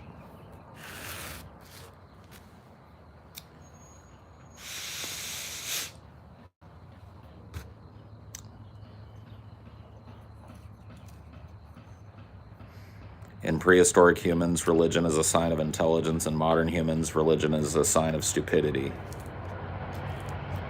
I think you're looking at two different types of intelligence there, bud.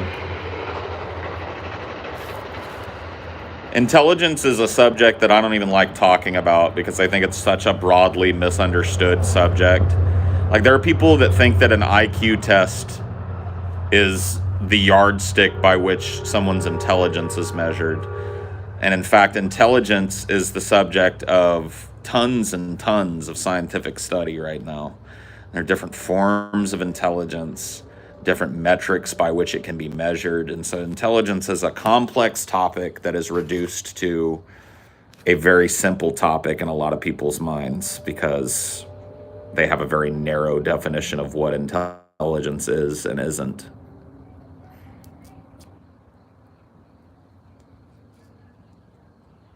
Well, not only do different animals need different intelligence, but different animals express intelligence in different ways. And the human animal expresses intelligence in a number of different quantifiable ways, many of which are never fucking measured in modern, like, IQ testing.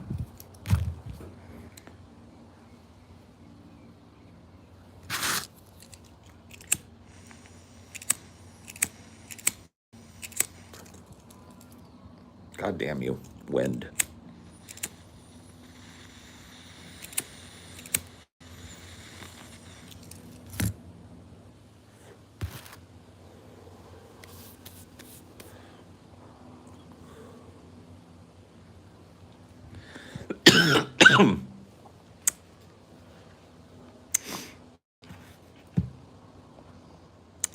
Religion is an ancient sign of civilization because back then survival was the most important thing. So religion shows that people gain control over their immediate environment.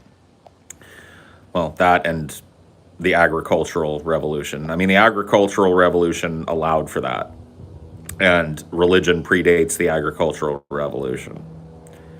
So it predates what we would call modern civilization by thousands of years.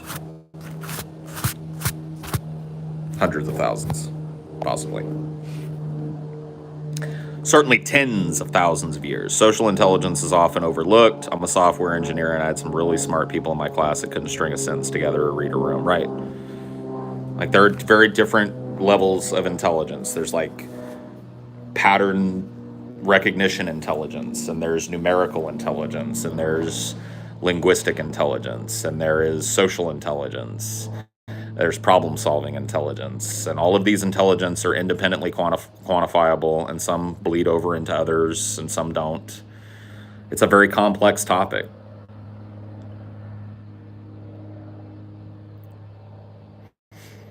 That's why some human beings go on to just design skyscrapers, and some human beings couldn't even imagine beginning that.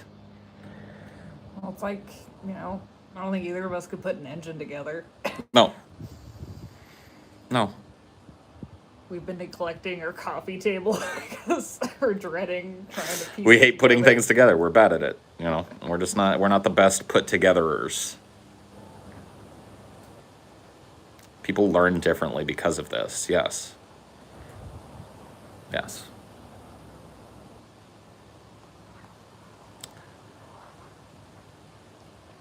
Invite the chat to come put it together? No, thanks. Like, we can do it. We just gotta fucking sit down and do it. Yep, we just got to do it. We'll have a whole working crew. That would be horrible. I can't even imagine the fuck fest that would turn into.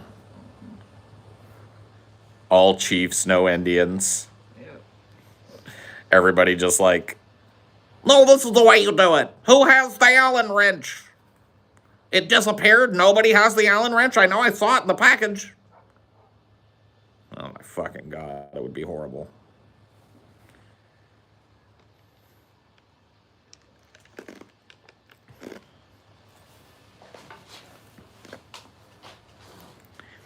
I think for whatever furniture we do next, we just need to get some pre-assembled furniture. I mean, yeah, going to these like places that like consignment shops and like secondhand places for furniture, I think is better than trying to buy these IKEA put it together yourself, made in China, not monstrosities. Like, there's probably a cool coffee table we could have just went and got somewhere, and had delivered to our place, put together.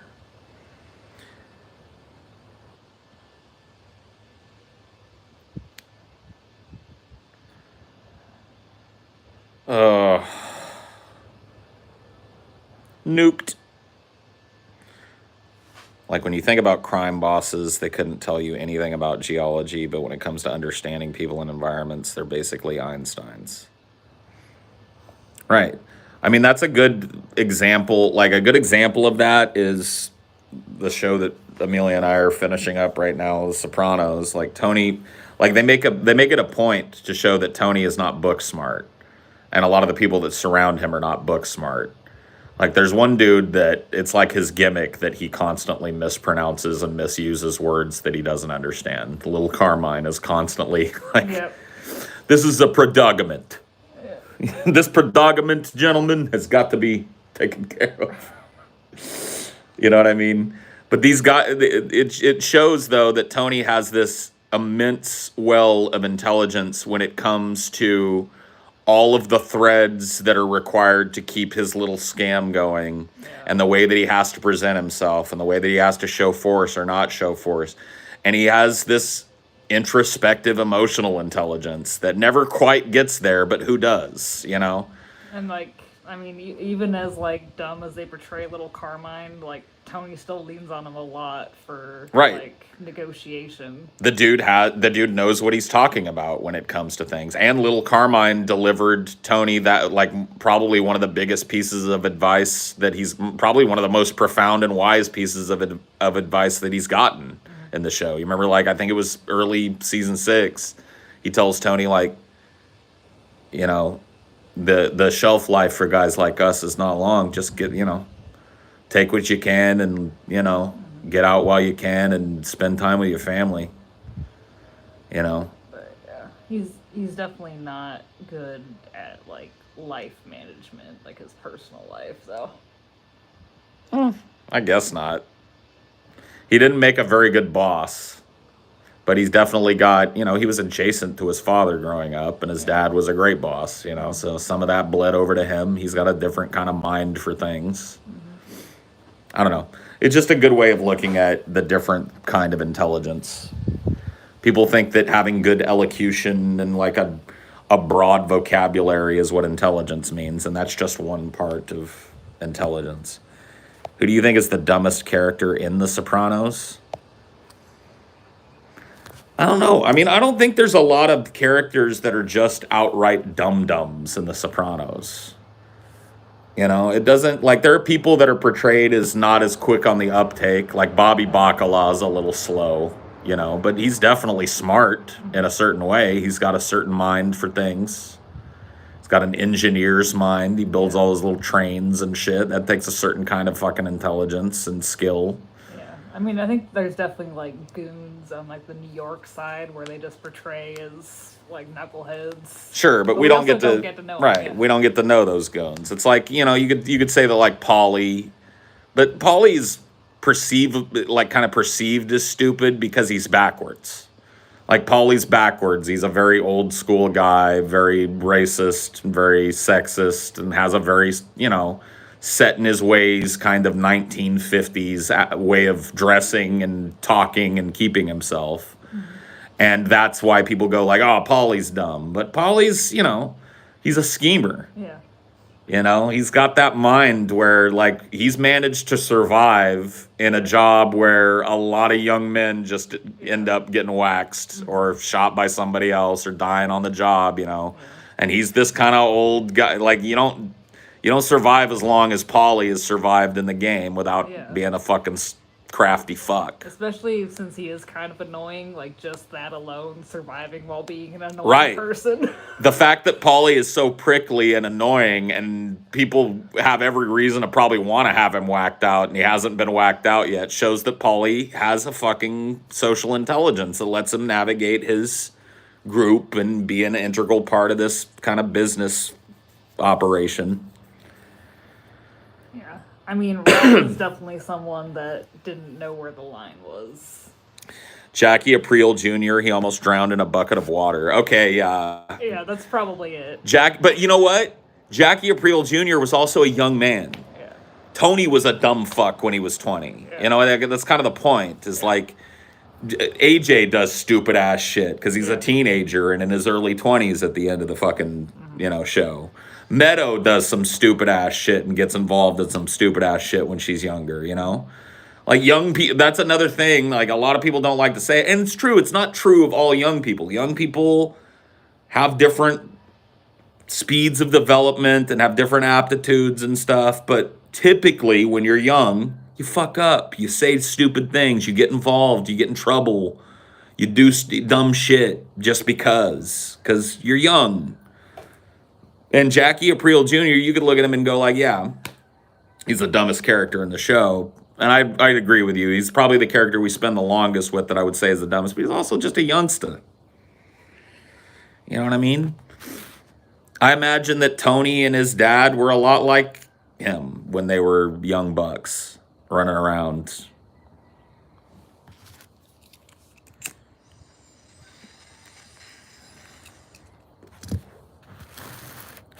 Bobby's pretty fucking bright. We talked about Bacala. Bobby's pretty fucking bright. Sorry, baby. It's okay. Christopher. Yeah, someone said Adriana, but it's like, I think she was just uninformed more than anything. Right. Adriana was a businesswoman. She ran that club. Yeah. She had a mind for that and an aptitude for that, and that takes a certain amount of social intelligence. Adriana was very good at reading the room. She's one of the few people that Tony opened up to in this show. Like, as dumb as she was for being a rat, she was a competent She was a good rat. Yeah. Like, I really feel like the interplay between Adriana and the female agent that is her handler. Yeah. I think there's a moment there, and it's why the show is so great. It's implied that that woman sees, you know what? She sees past the kind of dumb shit that she thought Adriana was, and sees like, wow, you're pretty good at this. You know what I mean? Like she could, in a different life, Adriana could have been a good agent, a good, you know, because she's able to do it despite the fact that it's stupid of her to get gaffled up in it. She is literally one of like 2 people that Tony Soprano genuinely opens up to in the show. And that doesn't include his wife. You know what I mean? So I don't think Adriana was all that fucking stupid. Do you remember, right, spoiler alert, I'm sure Marshall's gone if he cares. There's that awesome scene where Adriana is in her car running. Yeah. That shows that she had the intelligence to know that something wasn't right. Yeah. But she just loved Christopher, and it got her in trouble. But she could have gotten away. She could have left her life behind and changed her whole fucking life. And there's a good chance these dudes are never going to find her. Yeah. She moves to some fucking town, change her name, or just becomes a cooperating witness and puts them all in fucking jail. Michael Imperioli said he still gets hate for that scene. I mean, like... Oh, the sitting on the dog. Yeah, the crushing the dog scene. You killed the fucking dog? I love that. When Tony finds out about that. Yeah. He's more incensed about the fact that he killed the dog than the fact that he beat the ever-loving fuck out of Adriana. Yeah. You killed the fucking dog? Dude, that made me paranoid for like 2 weeks. Like, I don't want to crush my boys. Trust me. The reason that dog died was not because he sat on it. The reason that dog died was because he sat on it so high on heroin that he didn't notice he sat on it and he just crushed it. Like, if you sat down on cricket, you would feel it underneath you and he'd go, rah! And you'd fucking go, whoa, and get off of him and everything would be fine. Same thing for Dinor. Like, you know, you'd have to be pretty junked out to sit on cricket and kill him, you know.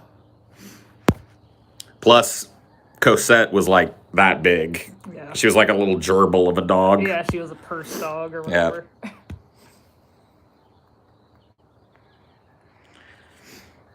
You like Richie Aprile, the jacket. Yeah. See, Tony is constantly missing those little fucking overtures that he has to make to people. That's where Tony lacks intelligence. He's not able to see the big picture when it comes to how he's perceived by people. So Richie Aprile makes this overture to him. He gives him this ugly jacket, and he immediately gives it away to his gardener's husband. And Richie Aprile's over at his house and sees the fucking jacket. I mean, that's, you know, you can't do that shit. He should have just hung it up in his fucking closet and every once in a while thrown it on when he was going to hang out with Richie Aprile. I mean, it wouldn't have taken much for Tony to do that. And if he had done that, there's a good chance that Richie Aprile never would have been turned against him. Yeah, although I don't know if there was a solution to what happened. Well, the reason it got to that point, not to excuse Richie Aprile beating up fucking, you know, his wife, but the reason that it got to that point is because he was so fucking incensed, and she was egging him on, not to beat her, but he was, oh, you're the boss, you're supposed to be the boss, it should be you, it ought to be you. You remember that when they were fucking? Yeah. And he's like, what was that? What do you mean it's supposed to be me? She was, fucking Janice was trying to get him to whack Tony. You know what I mean? So...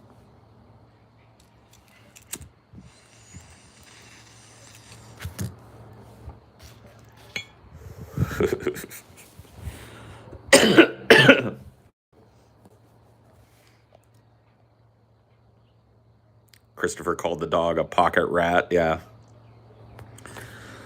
It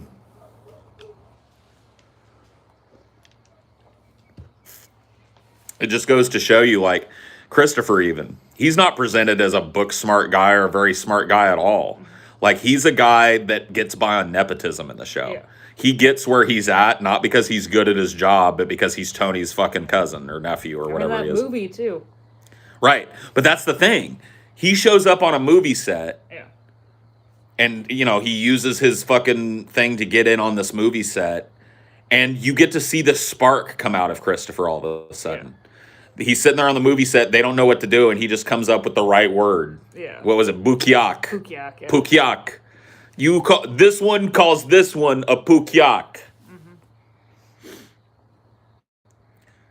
You know what I mean? And it's like he had this kind of eye for that entertainment shit. And Wrap that writer around his finger. right. Not necessarily what he ended up doing. See, that's the thing about Christopher. He saw himself as being like, I'm going to be this big director. I'm going to be this big. That's not where he was. He would be good as like a production assistant or a producer, or somebody that fucking like gives input where, keeps the fucking shit running. He would have been good at that.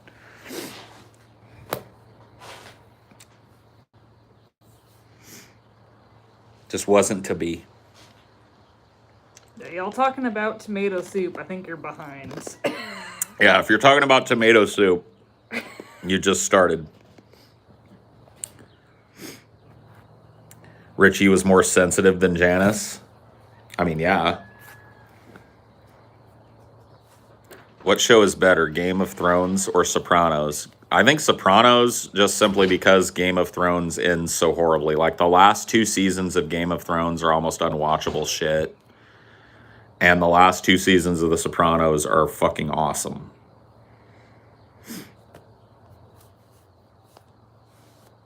There's definitely some shit in the Game of Thrones show that is cool that you don't see in The Sopranos, you know what I mean? So you can't really, it's kind of apples and oranges to compare them, but Sopranos is a better produced show.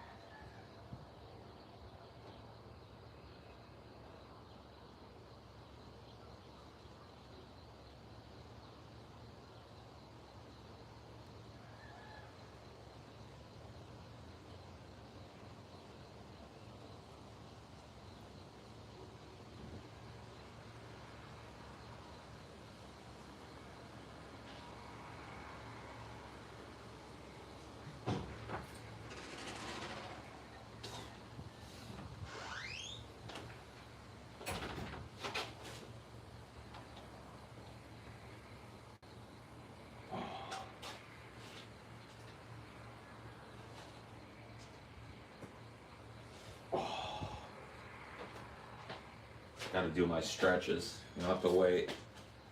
Ugh.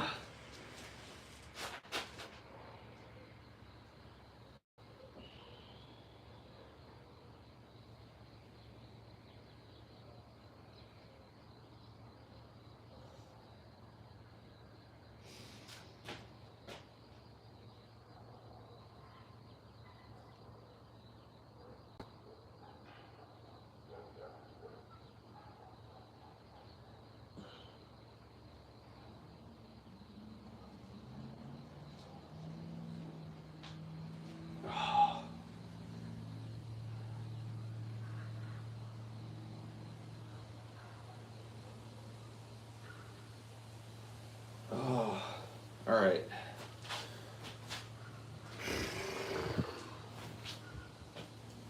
Holy shit, bro. Ouchie, ouch. My back is a fucking mess. Oh, fuck me.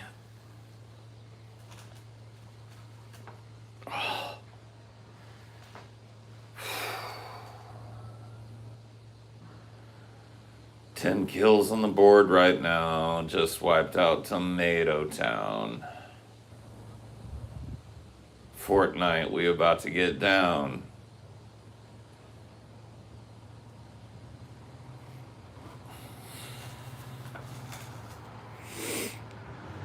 You'll help me? All right, Jolan. Help me. Help. Need a back massage?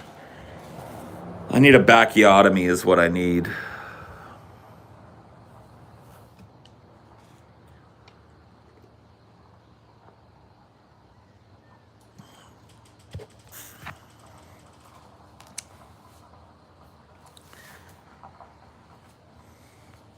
I need a backiotomy. Channel the pain. I'm trying.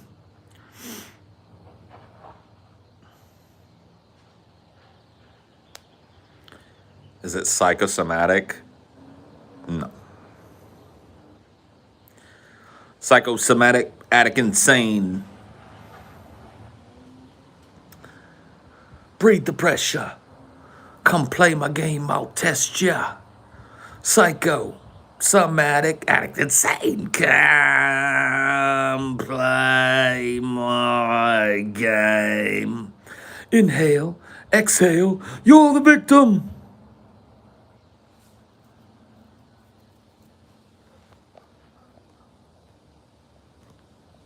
Bum, bum. Dude, the beat on that song.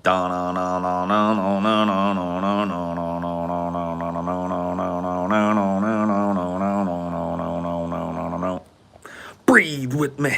Dude, that album is dope as fuck.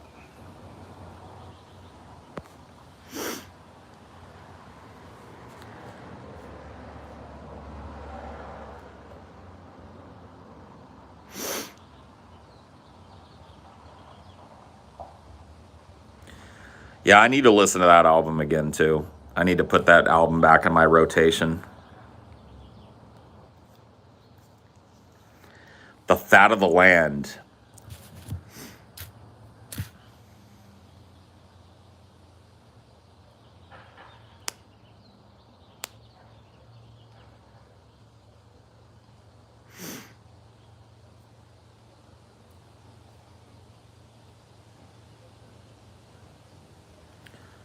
Paul, best stretches for back pain? I don't know.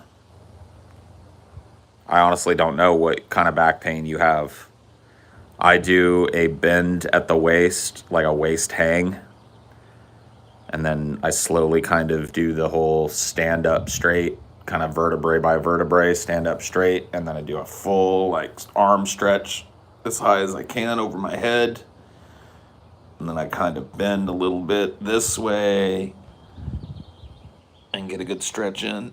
And I bend a little bit this way and get a good stretch in. And I bend back and get a good stretch in. And then I roll my neck, chin down to my chest, all the way to my shoulders, best I can. Sometimes I can't do this one. But today I'm all right on the neck end of things. And you just do like the full rotation, letting the weight of your head be completely carried by those neck muscles all the way around, then go the other way. So those are the main stretches that I do. Do you scream when you stretch? I just make ouch sounds usually.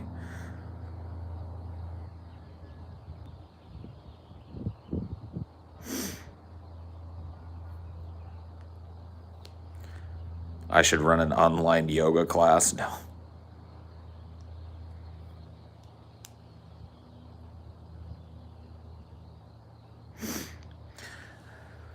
That's it.